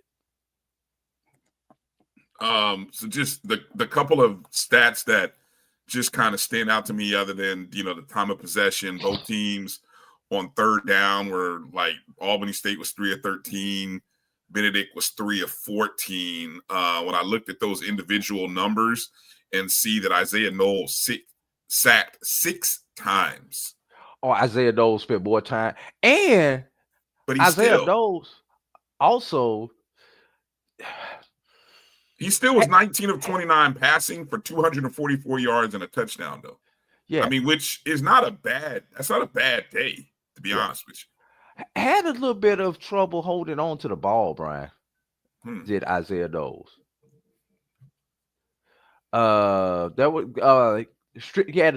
He was strip sacked one time. And there was a couple of times, Brian, Albany State had 4 fumbles in the game. Lost 2 of them. I know at least 2 of those fumbles were by Isaiah Knowles, and one of them was lost. So, ball security. And I'm sorry, Albany State, you got to hold on to the ball. It's surprising a team like Benedict that lives to take the ball away from their opponent was not able to capitalize on those fumbles, Brian. How about what's fascinating is Benedict ends the season 10-3. All 3 losses to Albany State. You lost by 28, 6, and 2. 28, 6, and 2. Talk about getting a little bit closer in each game, but just not able to have enough offense to overcome Albany State's great defense. Congratulations to Coach Quinn Gray and the Golden Rams, who advanced to the regional finals. So for the second year in a row, Drew, we get an HBCU playing in the regional finals. Last year it was Virginia Union. Did we have one 2 years ago?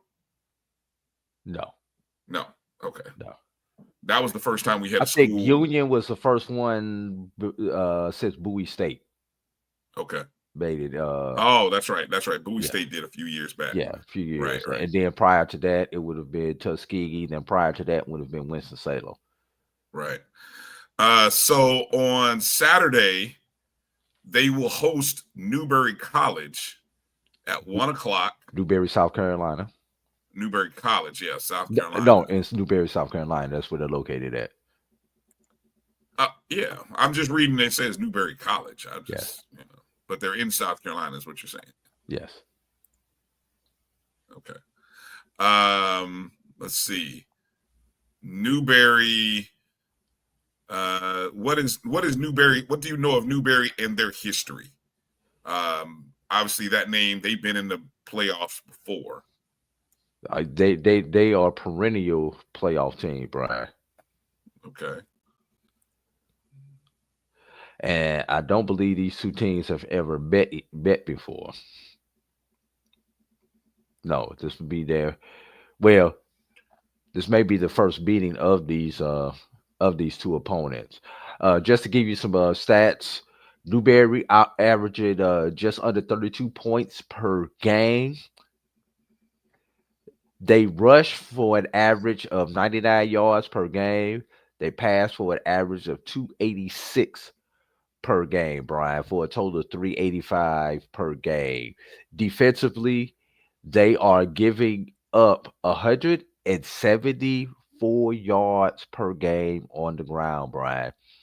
Sounds like a recipe for success for Albany State. And passing, they're giving up right at 180 yards per game, Brian. Newberry had to go to West Florida, and they defeated West Florida 24-17. It took a late fourth quarter touchdown with just under 5 minutes to play for them to grab the lead, 24-17.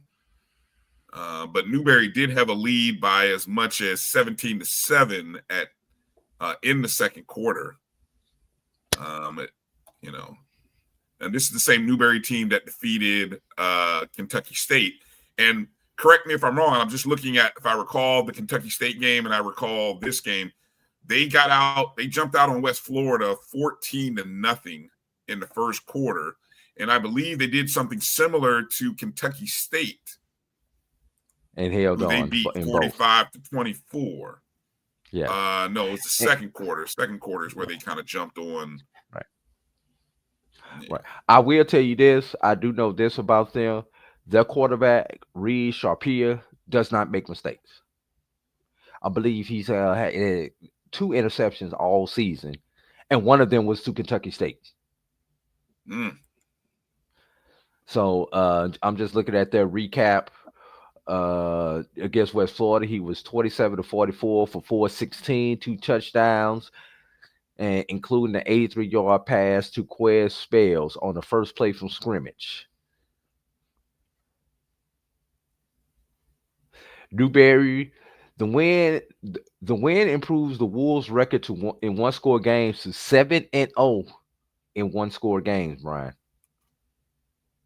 7-0. That's really impressive. 11 wins are tied for the most wins in school history with the 2006 team that went 11-2.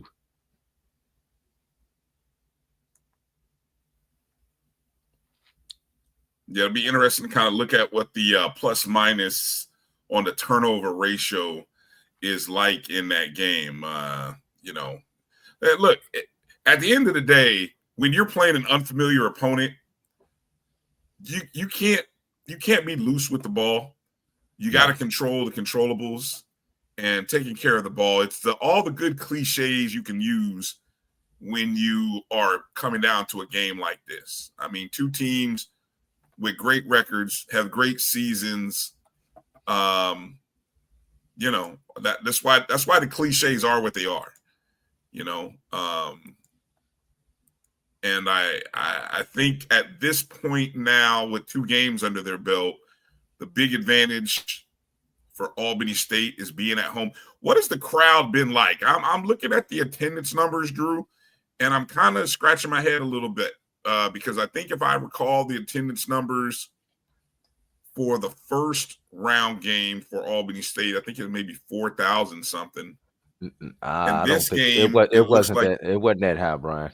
It wasn't that high. Okay, so then it was okay. So maybe I was looking at the wrong I'll go number. back. I'm pulling it up. I know there was. You correct. 4265 for the first game, and it was only 15, almost 1,600 in this one. Yes, that's kind of low, Brian. It's the holiday weekend. I know. Okay, I know. Number one, okay. We can use the excuses, whatever. There. No students were there. I mean, what happened to the city of Albany? The city of Albany was there. Really? Albany's that big? Is that small, rather? No, but I mean, the home side had decent representation.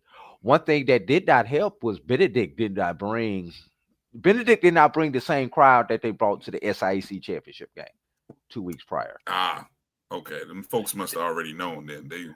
We're number one. And Sly brought this out yesterday on the SIAC sit down.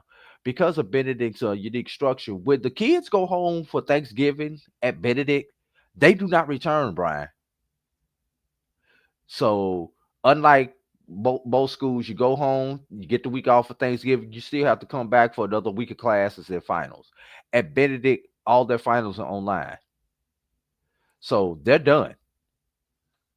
See, that part, that's what I'm getting at. I know. Look, Zach is like, take it easy on him. It's D2 football, but I'm sorry, you're Albany State. Your stadium holds 10,000. Brian, the optics in the stadium on the home side were good. Okay. You could not see it from the broadcast because obviously the cameras are on the home side, and if you watch the game, they were showing the other side. Tennessee State would love to have 1,600 people is what I read from that. Tennessee State would love to have 1,600 people at their game. Yes, but no, very supportive crowd. Look, those people were there.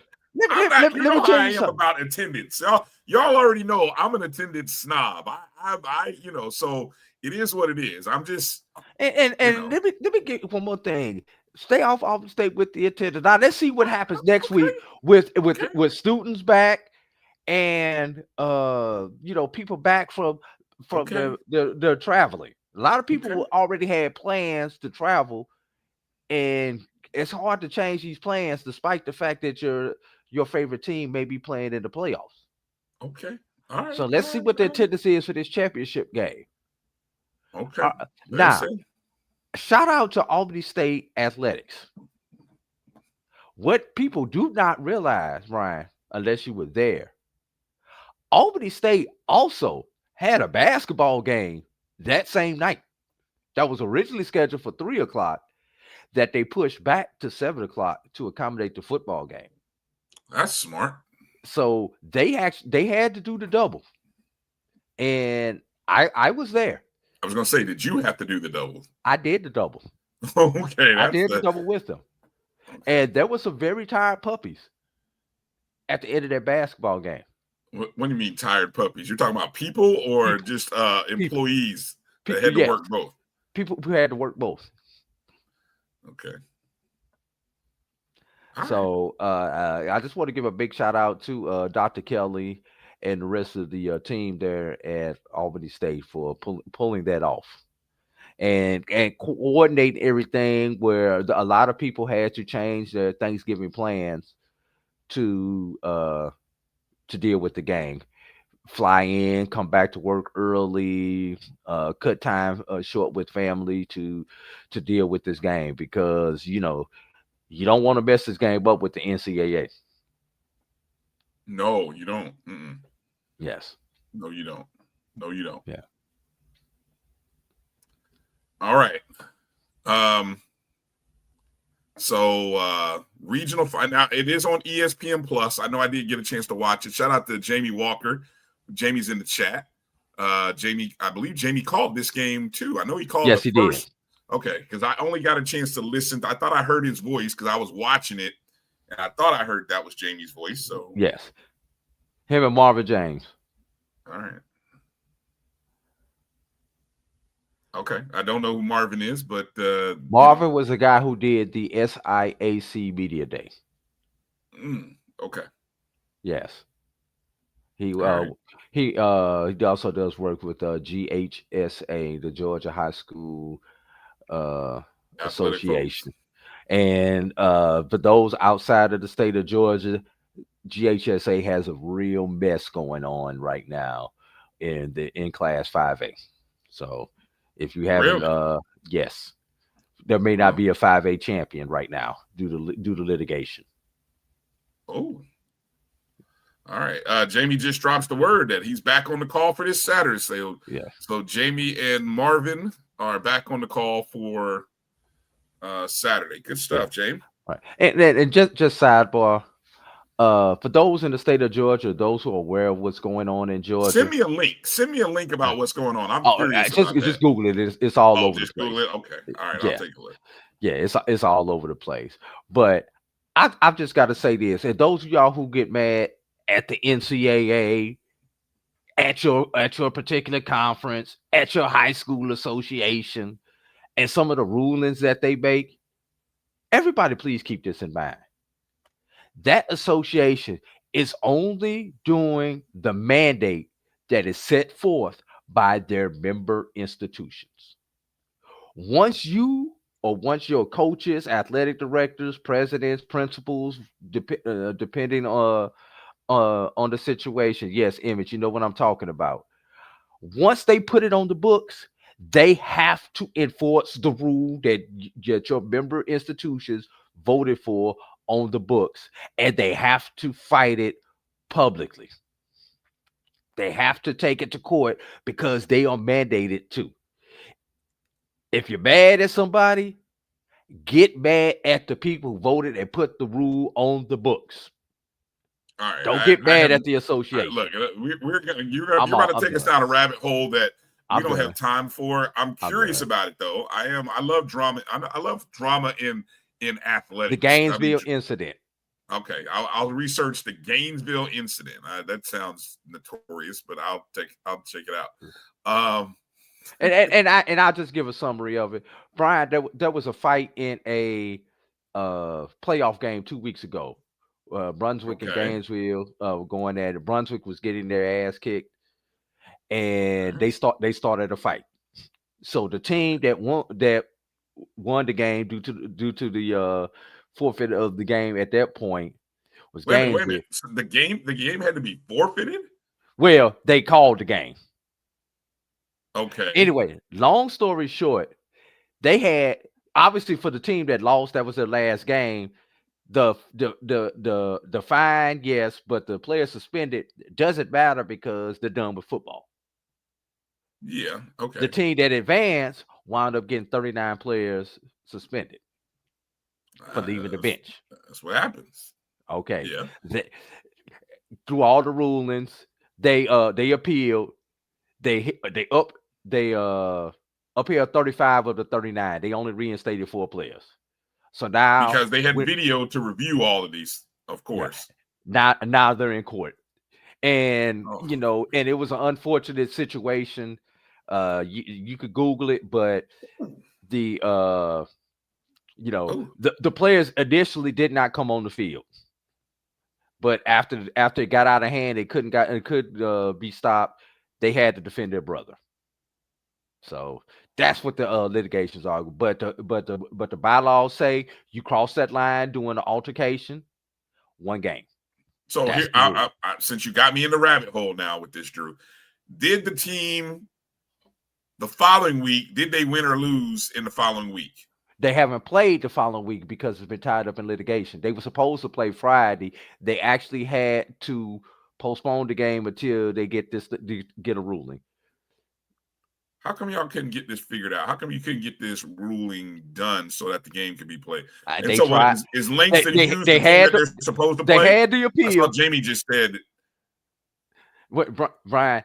the fight was Friday. They had the hearing on either Monday or Tuesday. I can't remember what it was. Okay. They made the ruling, and then it went to court. And then they went to court the next day, and then you had the ruling from the court. And now let's then play. you had Thanksgiving, and there was an appeal of the original court ruling. In between all of that. So they had to postpone the game. Why can they play on Saturday? What happened to playing Saturday? Because they still haven't gone to court, Brian. Oh man, you get the hell out of here. And it's affecting the other teams in that classification. Oh my God. You know what? Both teams just sit down. Sit down. No, all this is ridiculous. Just sit down. Just sit down, man. You know, unbelievable. Okay. It's a mess. Okay. Jesus. 42-0. All that for a team that got beat 42-0. No, the team, but the team that won is the one that's being hurt because they're losing 39 players. Lord. Just Google it, Brian. It's interesting. Yeah. See, let's get to this because I'm looking at the time, Drew. It's already 8:00. And I don't even want to I don't want to be here long because I still got plenty of stuff to get ready for. So I'm just going to quickly, this is going to be cute for some of y'all. So it's going to be what it's going to be. There's your final SWAC scores. Let's move on to the SWAC Championship Game. There it is. So there's the final scores. Because none of it matters. None of it matters except for Southern the fact got that their first Southern, win. Valley Southern got gets their first win. Exactly. Congratulations to Southern. Another interim coach wins the Bayou Classic for third time in the last either 4 or third time in the last 5 years. Southern has won 7 of the last 8 Bayou Classics, which congratulations to Southern. It was Alabama State took care of business after giving up 21 points in the first quarter. And I said this earlier. Yeah. I was going to say this. Alabama State was pitching a perfect game, almost a perfect game through 3 quarters. Tayshawn Smoot brings up the success of Tayshawn Smoot taking over for Andrew Body brings up an interesting dynamic for Alabama State. Very, very interesting. So here's the question, Brian. I think I know where you're going. Does Alabama State keep both, one, or none? What can Alabama State afford? Because I'm not going to lie to you, Drew. And they just to get the dynamic. Andrew Body, 1 year eligibility left. Tayshawn Smoot was a freshman. Not technically a true freshman, but yeah, okay. But he's got 3 years left. All right. So he's classified as a freshman. And the question is, can you keep the other freshman, Jalen Jones? That was a whole other question. Yeah. I look, if I can afford all 3, I'm affording to keep all 3. But see, this is where I'll disagree with Kelvin. If I can only afford 2, I'm keeping Smoot, I'm paying Smoot, and I'm paying Jones. And I'm gonna make a nice offer to Andrew Body. And if Andrew Body decides to leave, so be it. Those are the kind of general managing decisions that college programs have to make in this NIL world these days, folks. That's the truth. Do you agree or disagree with that? I agree with it. Now, here's the question for those who are saying both. Is Tayshawn Smoot willing to sit behind Body for a year? For another year? After the success that he had replacing Body this year. That's a great question. Because his value has gone up. And if somebody offers him the nice amount of money, that's why I said, if I was a general manager of the Alabama State football program, and you had to, this is where we're at. This is what's happening, folks. They're talking about salary cap and NIL money management. It's not about whether of course you want Andrew Body to stay, but I'm talking about what you're going to offer these student athletes with your NIL dollars. Yeah. Here's so another one. If you're going to offer them all the same amount of money, great. And if they all choose to take the same amount of money, great. Perfect world. Here's another one, Brian.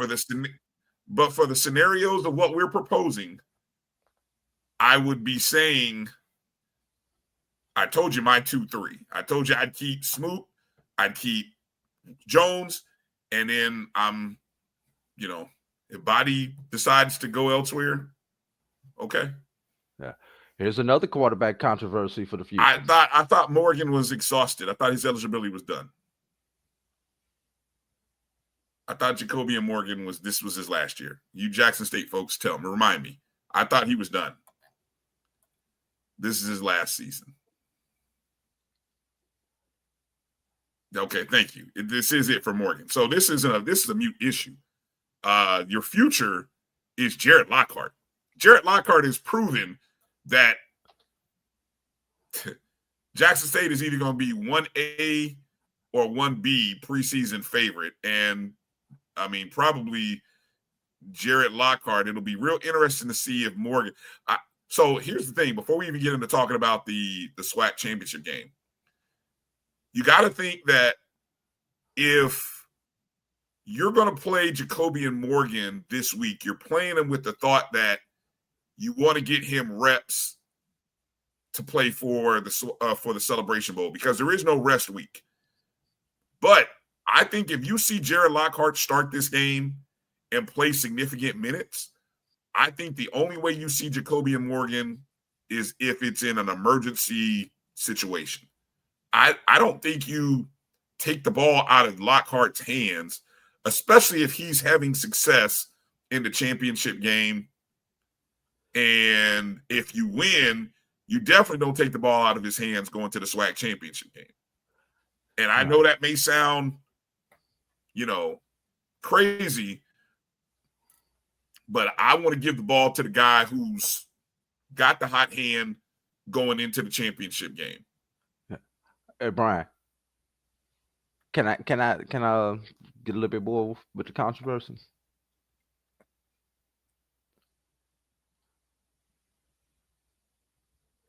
Is Tayshawn Smoot possibly the offensive player of the year? Not Andrew Body, y'all. Tayshawn Smoot. All right, let's have that quick discussion because I asked. So let's backtrack to what I originally asked you. See, the way you framed that was horrible. The original question really should be, is Andrew Body the SWAC offensive player of the year? And I said, Drew says no because he only played in 4 conference games. Actually, probably 3.5 because I think he got hurt in the 4th one. Right. All right. So if he's not, even though statistically Body's numbers are still better than. But that's for the season. Okay. Which includes the non-conference games. So when you look at SWAC player of the year, now, again, I'm asking you, you're not a voter in the SWAC. You'd have to be, I know an SID at a SWAC school that I could ask. Are they only looking at, for example, when you do the SIAC, do you only look at conference games or you look at all around? Conference only. Even though, Drew, you don't play everybody in the conference. It doesn't matter. Conference only stats. Yeah. Because you're playing like level competition at that point. But like level, there's no. But Brian, I'm sorry, I don't want a VUL skewing somebody's stats when I'm looking at or an FBS opponent, I guess. Or an FBS opponent, which is the other spectrum of that. Yes, a South Carolina, a LSU, or whoever. So And the reason I asked is Tayshawn Smoot the offensive player of the year, Brian? He led the conference in passing, averaging 397.5 yards per game. Led the conference in efficiency at 163.7, Brian. Had a 66% completion percentage, which was tied for the best in the conference with Cameron Ramsey. Through 26 touchdowns, which led the conference, Brian, and had 7 INTs. Led the conference in passing yards, 3,180 yards. But Brian, let's keep that in perspective. I didn't know He his passed numbers for were that good. 1,000 yards more than the number 2 person in the conference, which is R.J. Johnson of Florida A&M at 1920. But you know what's crazy about those numbers, Drew? Wait a minute. If I go and click on overall, and I know you said what you said, right? Yes.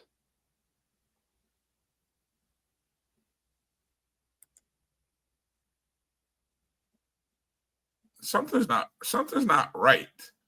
Because if you go look at the overall stats for passing, you don't see Smoot's numbers the way it's there. Something's not right. If you're looking at the SWAC stats, something's not right. The stats can't be correct on the page. Well, maybe they're not. They can't be, because how can Tayshawn Smoot have 26 touchdowns and 7 interceptions when you click on the conference stats? But if you click on the overall stats, he's not there. Well, it's still Andrew Body with 24.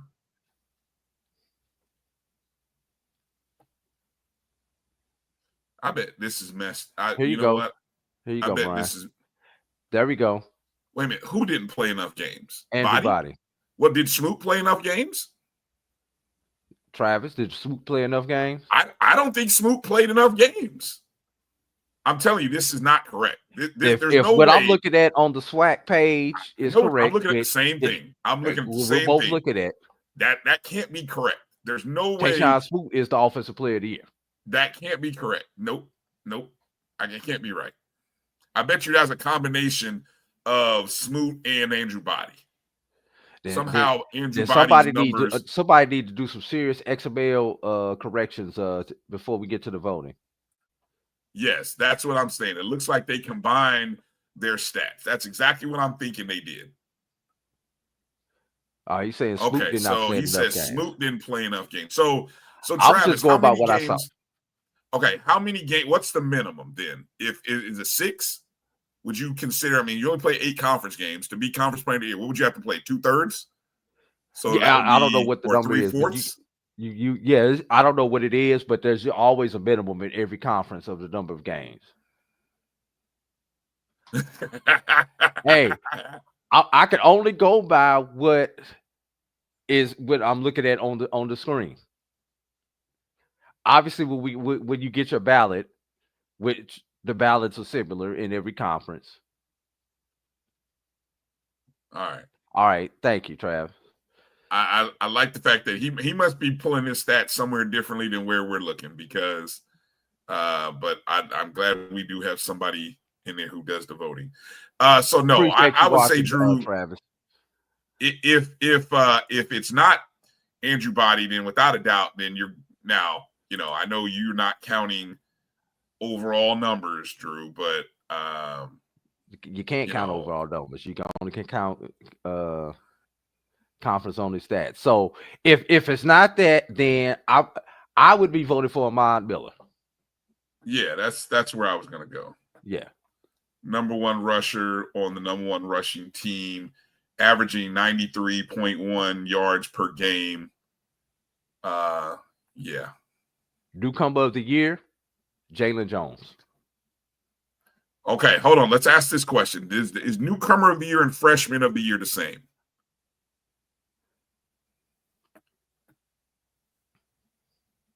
Did we look that up? Did we No, look at the awards from 24-25? I did not look at the awards. Because that would be an interesting dilemma is for Jalen Jones. Jalen Jones in conference games averaging 81.8 yards per just under 700 yards at 654. And he's one off of the touchdown lead that Nate Rembert has.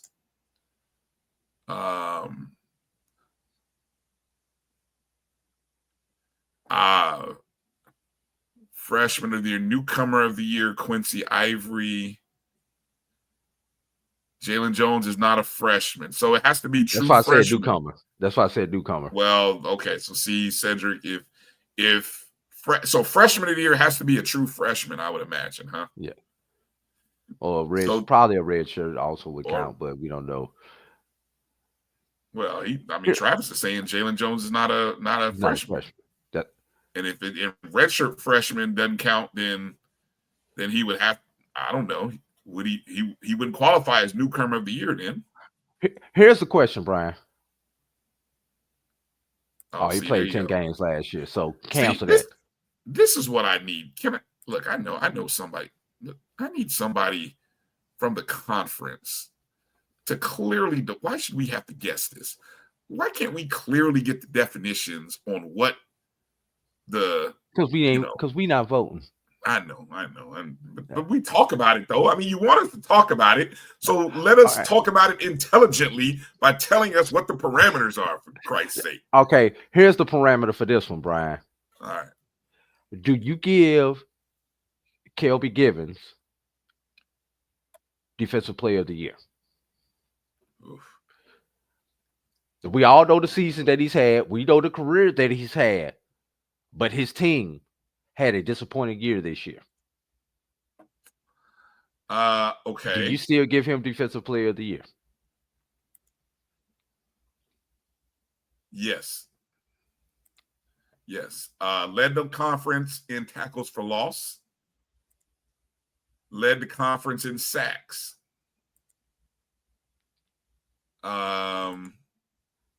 Which that's what he's supposed to do. That's what he does. That's what he does. I don't think there's any, and I know he was on a bad team, but I just don't know if there's anybody else that has the statistics, and again, SWAC voters have shown, and again, we know who SWAC voters are, or at least you should. SWAC voters aren't looking at PFF grades, everybody. So, miss me on, the advanced statistics that some of y'all might have out there. But how about Jabari Stokes, another good player on a bad team? No, he got 2 interceptions in the last game against FAMU. No, but he did. He tied the league for interceptions in the year. He led the league. 15 pass breakups. Well, of course, because you're getting thrown on. You're getting thrown at all day. Yeah, you should have them. You should lead the league in pass breakups. No, I'm sorry. I just got to throw some names out here. But I mean, that's interesting. That's an interesting dilemma because, yeah, if you're the best player on a bad team, Jamari Stokes, Kelby Givens, how much weight does your statistical anomaly of a season have over other people from maybe Jackson State or Prairie View who are part of the best defensive units in the conference, or Alabama State? Because that's where the rub is going to come, and that's where people are going to fuss. Who are you talking about, Cedric? What guy? Who's he talking about? You know who he's talking about. I don't know who he's talking about. The one that killed us Saturday. Oh. No, those guys weren't from. Are you talking about the ghost of Rice and Totten that were out there throwing and catching all over our putt on Saturday? The DB from Valley. I mean, look, FAMU can't. FAMU recruiting can't put a blanket over everybody. We can't. We just. It is what it is. Sometimes they just want to get away. Sometimes they just want to get away. Exactly. There's so many people out there that, if you could put a fence around the state, then several schools within the state of Florida would be rich. But everybody recruits the state of Florida for a reason. All right. And Texas and California. And Texas. So you can't keep them all. But should you be a little bit better because of the talent that you have? Yes. That part you should. But I will say, I mentioned, I gave him my game ball earlier on the show, but the two guys from Valley, Brandon Nunez and I think it's Makai Norris for Valley. Just absolutely ridiculous game. For two guys that didn't know much about going in, if Terrell Buckley has to work with that going into next year, Valley should win more than the games than one or two games, right? So they did a great job. They were outstanding, and nope, the weather wasn't the biggest problem. The weather was the least of the problems. It was not that cold, But anyway, okay. So yeah, congratulations. It is interesting, though. I will say this, and it's sad, and this is the low point of where this FAMU season has been. But for Valley to only have 2 Division-I wins in the last 4 years, Drew, and they both come to Florida A&M, that is a kick right in the kahunas. That is a hard pill. Is Valley a new FAMU rival? Might as well be. They stole your home streak. And then they came a double down, and basically, how you would in spades, how you would hit, when you get that last book, you just you don't even put the spade on the table, you just throw it at the person. You just throw it at their chest and be like, take that spade. Yeah, I mean that's Brian, they stole FAMU's wife and girlfriend. All in one blow. Took them both. They stole your wife last year. You went found your new girlfriend, and now they came and got her too. Took her too, right? And the sad part is, on top of this season, that we'll talk about it more on Monday's show and on the course of the week. But it's I don't know, man. We'll be able to rank the low points of this season. That's how bad this is. Like. The toughest job I had to do all broadcast on Saturday was come up with I don't know if you caught my halftime report. My halftime report, Drew, was talking about the highlights of the 2025 season. So what did you do with the rest of the halftime? Well, we that was a short segment. Well, somehow I found 5 things to mention. I'm pretty good at filibustering, so I can find 5 things to talk about, which we did. But man, trust me, I spent quite a little bit of time thinking and praying what that was going to be. But both are green. Well, yeah. But anyway, it hadn't gotten to that level yet, Israel. Schedule FAMU for homecoming every other year. Wow, that's tough. Is that where we're at? That may be where we're at. I don't know. That's tough. All right, let's take a look at this SWAC championship game quickly. Coming up here. Speaking of SWAC championship game, Travis, I'll be giving you a call tomorrow if you're still listening. Got to get some information from you. December 6th, 2 o'clock Eastern, 1 Central, Mississippi Veterans Memorial Stadium. When I was looking at this graphic, I was glancing back at last year's Southern Jackson State. Southerns and Jackson States. With the exception of Jackson State's total offensive yards per game, which a year ago, Drew, was about 70 yards less. No lie. Last year was about 70 yards less per game. Jackson State is still the same team, just about from last year in terms of points per game, points allowed per game, and total yards allowed per game. Pretty much the same team from a year ago.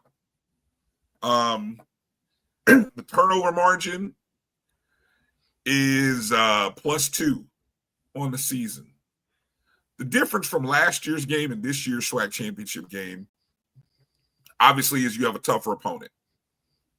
I think this is the most competitive SWAC championship game that we've, on paper, going in, that we've had in this championship game at home era. Since COVID, let's because that's the era, right? The post-COVID era. Well, they actually started playing on campus in 18. And when? 18 and 19 were on campus. Okay. So let's go back. Let's go back to those. Okay, so here it is. I remember that game. You have Alcorn versus Southern. You had Alcorn and Southern in 2018 and 2019. I don't have the scores here. I think that 2018 game was a competitive game, but that was still a good Alcorn State team. Obviously, that was the team that had who was a little quarterback, not the trigger, not the little guy, not number 2, but they had a thicker quarterback that year in 2018.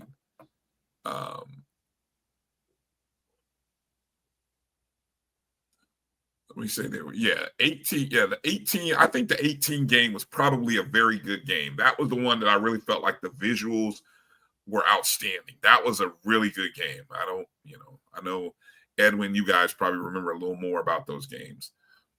The Alabama A&M UAPB game, was it Footman?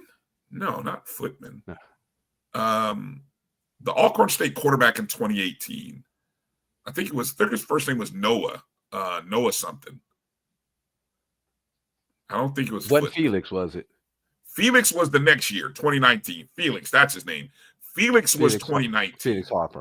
Felix Harper, thank you. That was 2019. But it was the year before 2018. Noah something. I just, for some reason, I remember. Was Biden? No, not Noah Biden. No, not Noah. Not Noah Biden. But anyway, somebody will come up with it here in a minute in the chats. But those were good games. 18 and 19. Noah Johnson. There it is. Thank you, Jerome. See, I knew I had half the name right. 2018, 2019, those were good competitive games. 2021 was the COVID year, but that was a neutral site game. Played in Jackson, ironically. Say again. Played in Jackson, ironically. Played in Jackson, yes, ironically. 2021, Jackson State Prairie View. That was Deion Sanders, Coach Prime, first run. I don't think that was a competitive game at all. Yeah, that was Dooley. Yeah, Jackson State was favored, and it looked like it. The next year was Jackson State and Southern. That Jackson State team I think that was the unbeaten Jackson State team. That team, that wasn't competitive either. Probably even more so than the previous year against Prairie View. Yes. 23 was Prairie View traveling to Florida A&M. The non-Jackson blip on the map. Yeah, anomaly. As Travis just said, 5 of the last 6 have been in Jackson. Yes, this was the That one was number outlier. 6. Right. Prairie View was not that wasn't a competitive game. I think the weather was probably the bigger factor in that game more than anything. Blowout.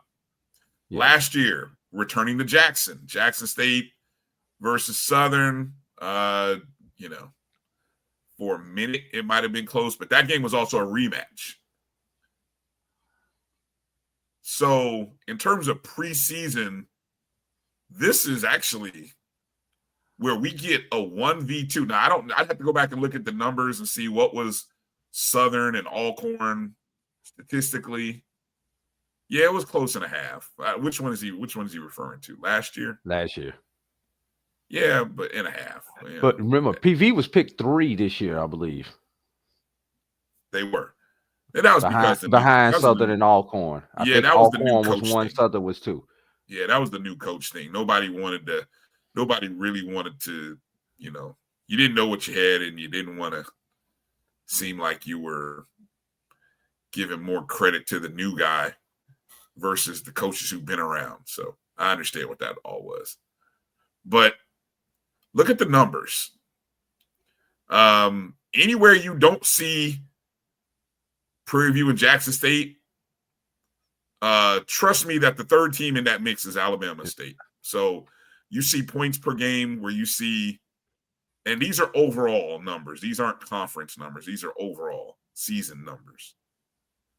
Points per game, Jackson State, both teams averaging over 30 per game. Points allowed. Prairie View, what's interesting, would statistically have the number 1 defense in terms of points allowed and yards allowed per game. Jackson State have the second best. But I'm going to draw your eyes to the total offensive yards per game, Drew. Because when I look back at last year going into the SWAC Championship game, Jackson State was averaging about 406 yards per game. And this year they're at 478, nearly 479. I mean, they are 70 yards more dangerous this year than a year ago. The turnover margin is the slight margin that Prairie View has. And just to repeat what I mentioned on the show, Jackson State's defense against the I think how it goes is I was looking at this earlier. Prairie View's pass defense is ranked first in the conference. Jackson State's run defense is ranked tops in the conference. So can Prairie View have any success running the ball against Jackson State just to keep them honest, keep them balanced? Can Jackson State have, Jackson State loves to run. We know they love to run. We know they're one of the top teams in the country running the ball. But passing, can they have success against Prairie View's number 1 rated pass defense? I think that's the matchups that I'm going to see how they play out. And then the turnovers. You're right. Both teams are in the positives, but look at the numbers. Prairie View +6 on the season, Jackson State +2. Maybe that could be the edge that gives Prairie View an extra possession. Jackson State's been playing with they've been playing with fire a little bit at home. They've had some tough games at home this year. So they're prepared. They're ready for this contest at home. This is fascinating. Fascinating to see how this is going to play out. What's your thoughts on this, Drew? I'm looking at another stat, Brian, that you don't have on there, but I think this is going to be interesting. Let's go to third down conversions, Brian. Okay. Jackson State, number 1 in the conference, 53.8% on third down, 57 of 106. Prairie View, once again, Brian, number 3, 44 of 97 for 45.4%. You know who's number 2, Brian. You've already said it. Mm-hmm. So, and when we flip it, Brian, opponent's third down. Prairie View is number 1, allowing 28.9% of third downs to be converted. Number 3, Jackson State, 32.4. This time, the anomaly, Grambling is the team in the middle on this one, Brian. So that's just another one that I wanted to look at. So both these teams are good on third down and good at stopping teams on third down. First downs, Brian. Number 1 and number 2 in the conference on the number of first downs allowed per game. Number of first downs gained per game. 25.3 versus 23.4. And opponents' first downs. Number 1 and number 2 again, Brian. Prairie View 14.8, Jackson State 16.9. Once again, Brian, on paper, this is the most competitive SWAC championship game that we have had in this era, Brian. Yeah. The game, in the campus era of the SWAC championship game. Hands down, walking into it. Will it live up to it on the field, Brian? That is the $1 million question. I think so, because I'm gonna say, okay, I'm gonna give you one X factor on each team. X factor for Prairie View, Cameron Peters.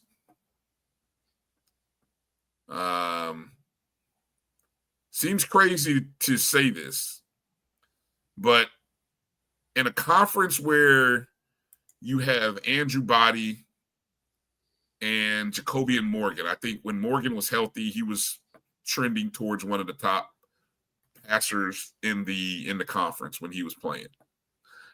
We know Body's numbers are what they are, right? But it's Peters is second in the conference in efficiency, has thrown the second most touchdowns, is third in total offensive production, yards, and yards per game.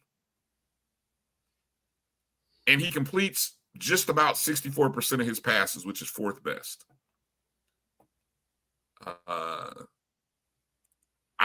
If Cameron Peters has a good game against Jackson State's pass defense, and he definitely has an all-SWAC receiver that, he can throw to, in Josiah Rockwell. That's the X factor for Prairie View for me. And for Jackson State, I think it's Jared Lockhart. I just want to see a true freshman on this stage, the biggest stage he's had to play on all season. I mean, I don't know. Maybe the people might say, "Oh no, he played in the Soul Bowl." Okay, but no, this is to win a championship. This is the biggest stage of his season. I mean, he didn't have to play in the Alabama State game, if I'm not mistaken. He came in during that game. He did come in. Okay. What was that the next game he came in? I thought it was the next game because the next game was right. So I think that was the Grambling game where both starting quarterbacks got hurt. You're right. Yeah, he's the X factor. It sounds cliche about looking at quarterbacks, but I think the quarterback. I think if Jared Lockhart can have a great game, and Cameron Peters, one of those two, we're going to have a great game,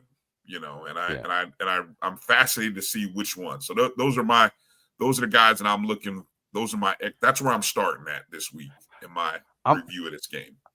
I'm gonna give you something to look at, Brian. Gotcha. In a game that we expect to be a one-possession game, definitely. Let's look at the kickers. field goal kickers to be specific. Here's something that's interesting.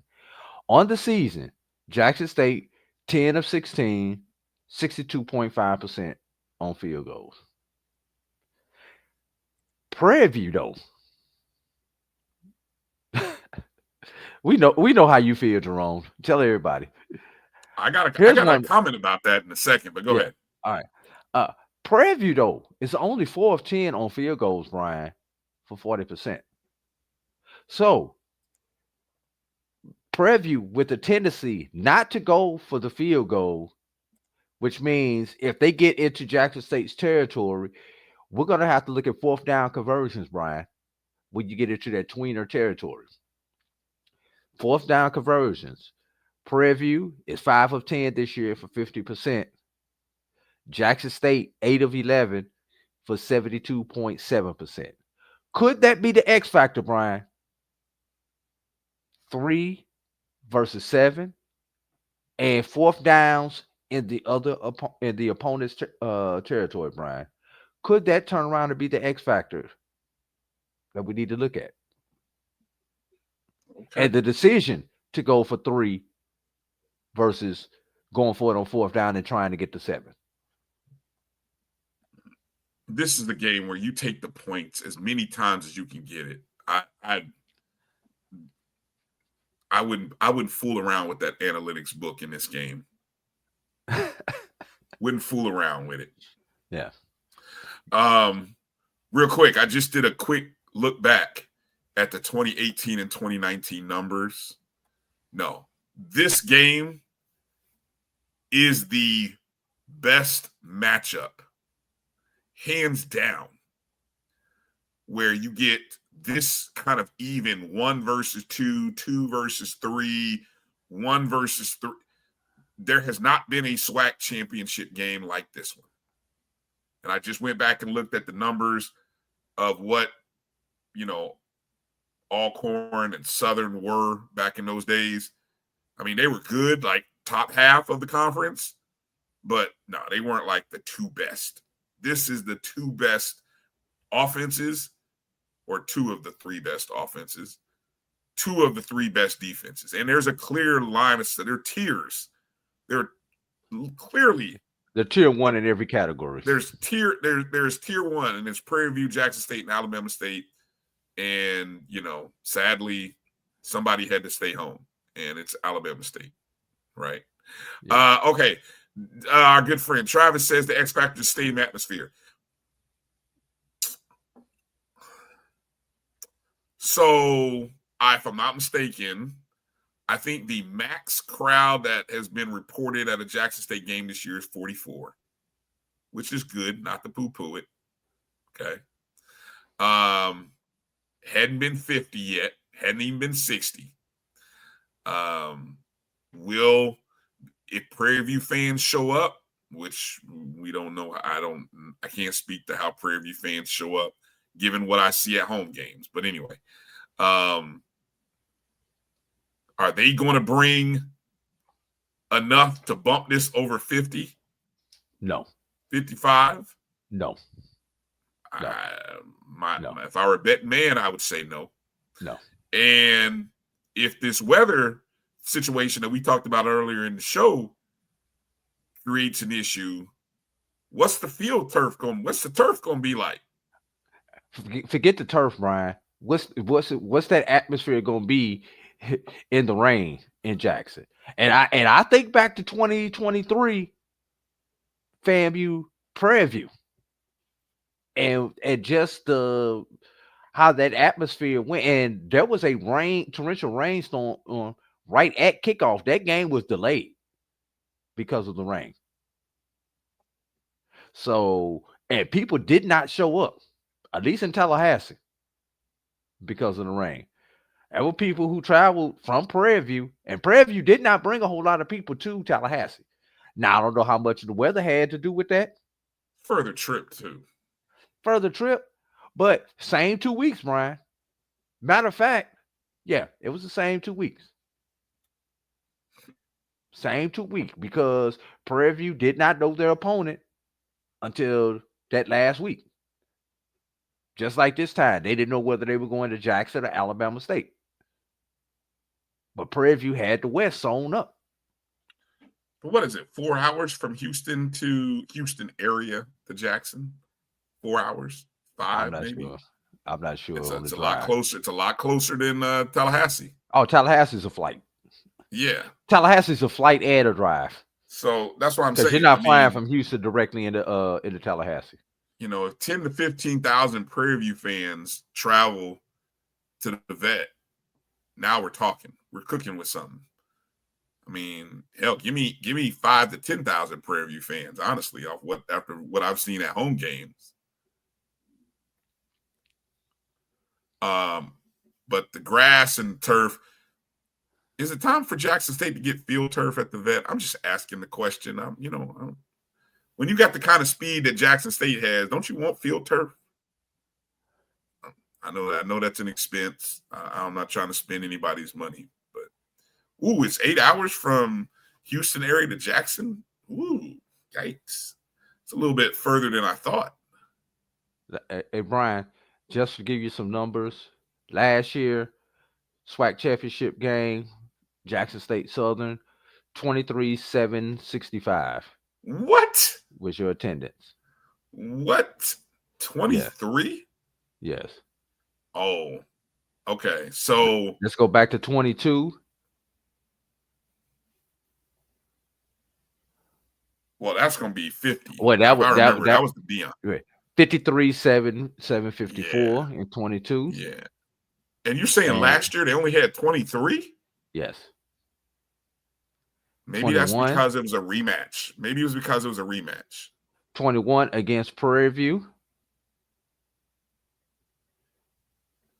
They had 50 versus All right, Prairie I'm going to watch this. I'm going to give you a line. 35,000. Over or under 35,000 people. Taking the under. Yeah. How about if I said 30? If I moved it down to 30? Still taking the I'm still taking the under. Oh, you hear that, Israel? Still taking the under. Brian, just for comparison, Prairie View FAMU in 23 in the rain game, 14,628. Yeah, that sounds about right.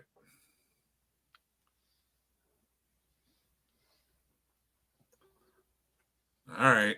I like that number. 30. I think I stayed at that game. Yeah, I'm keeping it at 30. We're keeping it at 30.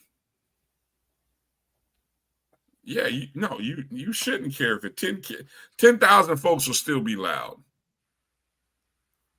You know, only attendance snobs like me will kind of look at those numbers and kind of chuckle a little bit. But I do think there'll be more than, I'll say, you said 23 last year. Yeah. I say there will be more than 25, less than 35 this year. So between 25, 28 is my guess. 28's the number. 28 is my number. All right. I want to believe more than 35, but I don't know. I don't know what to believe. I don't know what to believe anymore. And I'm gonna say this, Jackson State fans, we want to see you in Atlanta, but I need to see you at the vet too. Prairie View fans, we want to see you in Atlanta, but I need to see you at the vet too. I don't know. Is there anybody that's making reservations for Atlanta without going to this? I don't know how you do that. This isn't guaranteed. This is, Brian, you should be making reservations to come to Atlanta anyway because it's the Super Bowl. Yeah, because true. it is a celebration bowl. True. You should be there whether your team is there or not. True. I agree. But look at the games that Jackson State has had to play at home. And this is something I was putting together for the SWAC TV Game Time Championship show on Saturday. We were talking about some of the top games of the year. And on my list, Alabama State at Jackson State, Alcorn State at Jackson State, Bethune-Cookman at Jackson State. They just see some good games there. They have had a challenge this year. Oh, and not to sleep on what Prairie View has had to go through. I mean, Prairie View had to they had to host Alabama State. They had to travel to Alcorn State. Remember, that was the field goal that was missed by Alcorn. Think about those two plays that could have changed Prairie View's whole season, right? I mean, that's how close we are. That's how close, congratulations for making it here. But Both man, teams. one field goal, one last second touchdown, 1 defensive stop. Yeah. Being good is one thing, but sometimes you gotta be lucky. You need a little luck, or what they say luck is when preparation meets opportunity. You need some of those moments, and that's what has brought us to this moment. I think I'm unofficially setting the line at 3.5. Jackson State minus 3.5. But this is going to be an outstanding ball game. This is going to be outstanding. So, all right. Well, make sure to tune in during the course of the week, especially on Tuesdays. Dr. Graville inside the HBCU Sports Lab. Doc, Charles, Mike, if he's available, Drew, maybe Wilton, some other folks within the network. I'm sure we'll be breaking down this contest. Make sure to stay tuned in to the SWAC TV Game Time show Saturday morning, 10 o'clock Central, 11 Eastern, right on the SWAC TV app. And the pregame show, it's a 2-hour edition of the pregame show. So, I was, again, kind of helping prepare some different segments and notes and things like that. But be on the lookout for that. And should be a good week. Yeah. And also on ESPN Plus on Saturday at 1 o'clock Eastern time, you can catch the quarterfinals or the regional finals or round 3, whatever adjective you want to use for it, where Albany State faces Newberry for the opportunity to continue on and to advance in the NCAA Division-II playoffs. So make sure that you tune in to that game. If you get perfect time to set up the dual devices, if you're not in attendance at one of those games, only two HBCU games Saturday, Brian. We need to be tuned in to both of them. Yeah. Don't forget, download. I was going to mention. Did you just get a text from Travis? Uh-oh. It says the line is 13.5 right now. No, stop it. He's lying. He didn't send me. He sent that to you because there's no way I'm running to the bank to put some money on PV if it's 13.5. There's no way. All right. Let me get this. Do ASU continue to play at home until the championship? I'm gonna be honest with you, probably not. Just looking at the final D2 national rankings before they split everybody up into the regions for the playoffs. All 4 number 1 seeds are still alive for this quarterfinal matchup. The other 3 number 1 seeds on the Division-II level were 1, 2, and 3 nationally. Albany State was outside of the top 10. Actually, Albany State was 13th at the last ranking, with Johnson C. Smith actually ranked ahead of them at 11. So unless 2 of those 3 teams would lose on Saturday, and they could, then Albany State is probably going on the road for the semifinals. Here's the thing with those other 3 teams, Brian. Do you realize Albany State is the only one of the 4 number 1 seeds that's actually playing a ranked team in their regional final? Everybody else is playing the at-large for their regional final. Advantage the other schools. Advantage to the other schools. But that's why Albany State would, if 2 of those would lose, Albany State would host, but because they would be a ranked team versus a unranked team, a seeded team versus an unseeded team. That seeded team would have the opportunity. But here's the other thing: they have to bid for it. Oh man, they got to bid Yes, for it. yes, they would have to bid for it. Jeez Louise. Yes. So it's going to be it's going to be interesting. Does Albany State have a chance in this game? Yes, I think Albany State has a realistic chance to advance in this game, but they've got to take care of the ball, Brian.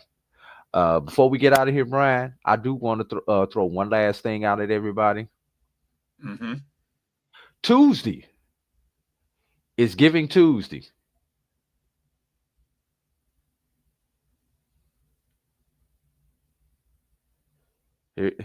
Giving All right. Tuesday. He is right. He is right. Oh Lord. Okay, man, you better run to the bank now. Go to the bank. Put your money on Prairie View plus the points. Now, according to, let me see, BetMGM, Jackson State minus 15.5. DraftKings minus 15.5. Who is that other one? FanDuel minus 14.5. Oh my goodness. The line opened at Jackson State minus 13.5 and has been bet up 2 points. That means, so again, that means the money is coming in on the Jackson State side. Oh, go run. Go. I'm telling you now. I mean, what I say the line was 3.5? Yes. I mean, so you're telling me that I got that much value? Oh my God, please. I gotta. Yeah, say nothing. I'll be looking at Prairie View plus the 10. And no, it's not that I didn't doubt you. I was just looking. I was looking myself, and so I didn't see it. Anyway, getting back to talking about Giving Tuesday, Drew. Giving Tuesday. Obviously, that is the day for philanthropy, which follows everything else. You know, you got Black Friday, you got Small Business Saturday, and then you have Cyber Monday. Giving Tuesday is a day for philanthropy. Ladies and gentlemen, whatever your philanthropy goals are to close out the year, send a little something to your alma mater if you're an HBCU grad. If you're not an HBCU grad, send a little something to your favorite HBCU. Send a little something, as a lot of us have moved since our college days, Brian. Send a little something to the HBCU that's geographically closest to you. Be it a NCAA team, NAIA program, whatever. Send it to one that's geographically closest to you. And if you still got some money left over and don't know or you want to split your money up after you've taken care of your alma mater and you've taken care of the institution that's geographically closest to you, you can send the money to Morehouse College. Just throwing it out there.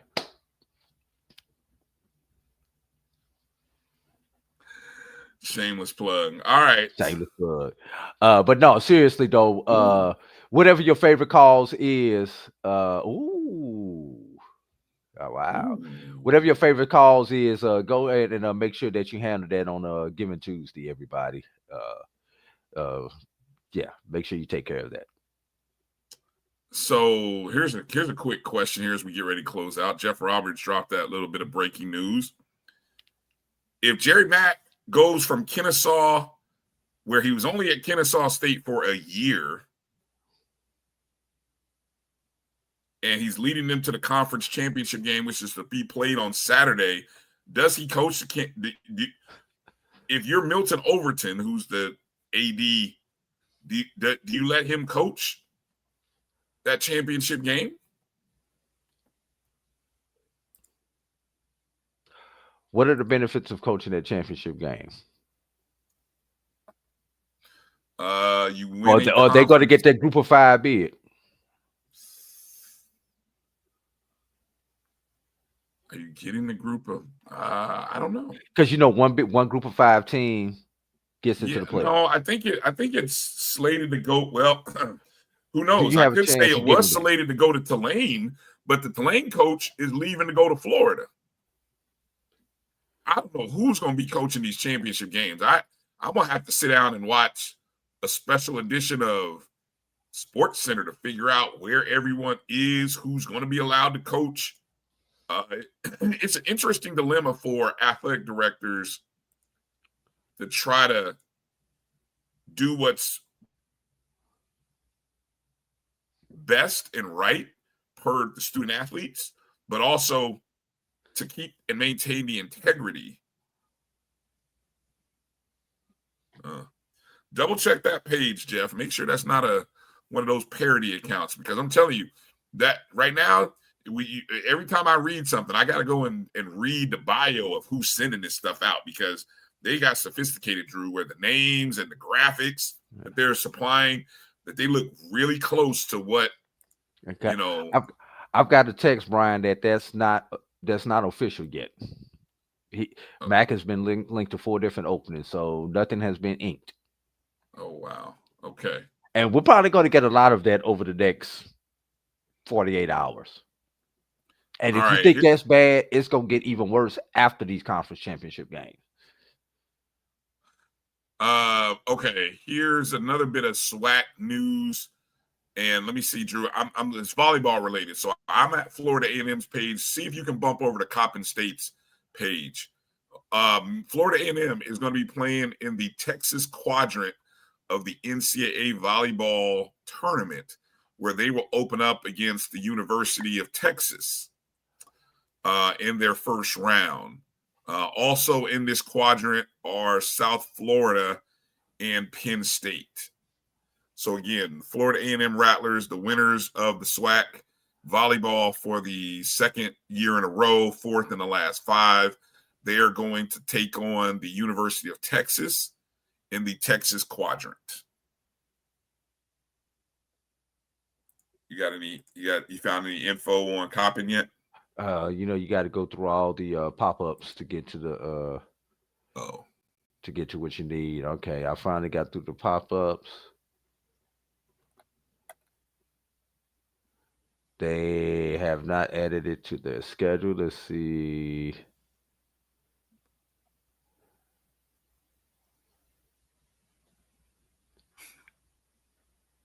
Man, college football is crazy right now. I mean, the whole day, Kentucky's firing their coach, Mark Stoops. They have not put it on here, Brian. Coppin State didn't put it on their page yet. No, it was. I haven't checked their social pages yet. Let's see. No, they have not added it to their social pages yet either.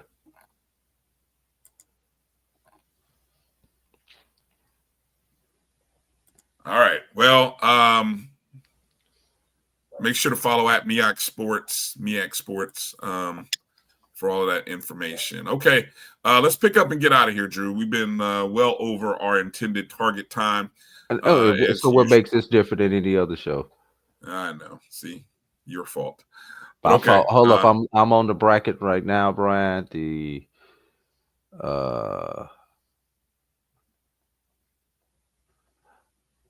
Romeo Carter, if you believe that, I will tell you to put your money where your mouth is and get some Christmas gifts for your family with your winnings. That's all I'm going to tell you to do. Coppin State travels out to Arizona State. Woo! Good Lord. They send them all the way out west from the East Coast. Yes, they play at 9:00 Eastern time on the 4th, which is Thursday. Wow. Ooh. What a journey. Okay. Well, congratulations, Coppin State. Congratulations, Florida A&M. And there you go. All right. That's going to do it for tonight's show. please do us a favor, hit the thumbs up and the like button. Help the algorithms out on this show, whether you're watching it on Facebook or on YouTube. Thanks for watching tonight. Please go download the BCSN Pod Zone on your favorite podcast platforms: Spotify, iHeartRadio, Amazon Music, Apple, Google Podcasts. And the next time that we get together, we will know who won the SWAC championship, and we'll know whether Albany State has advanced to the Final Four. And hopefully you will have bought your tickets to the Red Lobster Band of the Year contest or the Cricket Celebration Bowl. And I will be looking forward to seeing you in Atlanta in less than 2 weeks. It's only 2 weeks away. Less than 2 weeks away. Wow. Good stuff, man. So Southern, FAMU, Miles, Fayetteville State need to get your Band of the Year tickets. South Carolina State, get your Celebration Bowl tickets. BAC fans, get your Celebration Bowl tickets. SWAC fans, get your Celebration Bowl tickets. Make your hotel reservations. Still got Brian, you can still get rooms for about $139 a night. Start at $139 a night. For those who don't have their rooms yet. Sounds like a good idea. Sounds like Go a good ahead. idea. All right. Appreciate everybody in the chat room for being a part of it. As always, that's going to do it for tonight's show. You guys are real funny in the chats. That's all I'm going to say. Y'all turning this into a parody site. Let's pick up the show and get out of here. All right. For A.D. Drew, I'm Brian Fulford. Thanks for watching the BCSN SportsWrap. Have a great week. Be well to your friends and neighbors. Happy holidays. Merry Christmas to all those who celebrate. And let's remember to give and be in the spirit of the season. Peace out, everybody. Travel light. We'll holla. You stay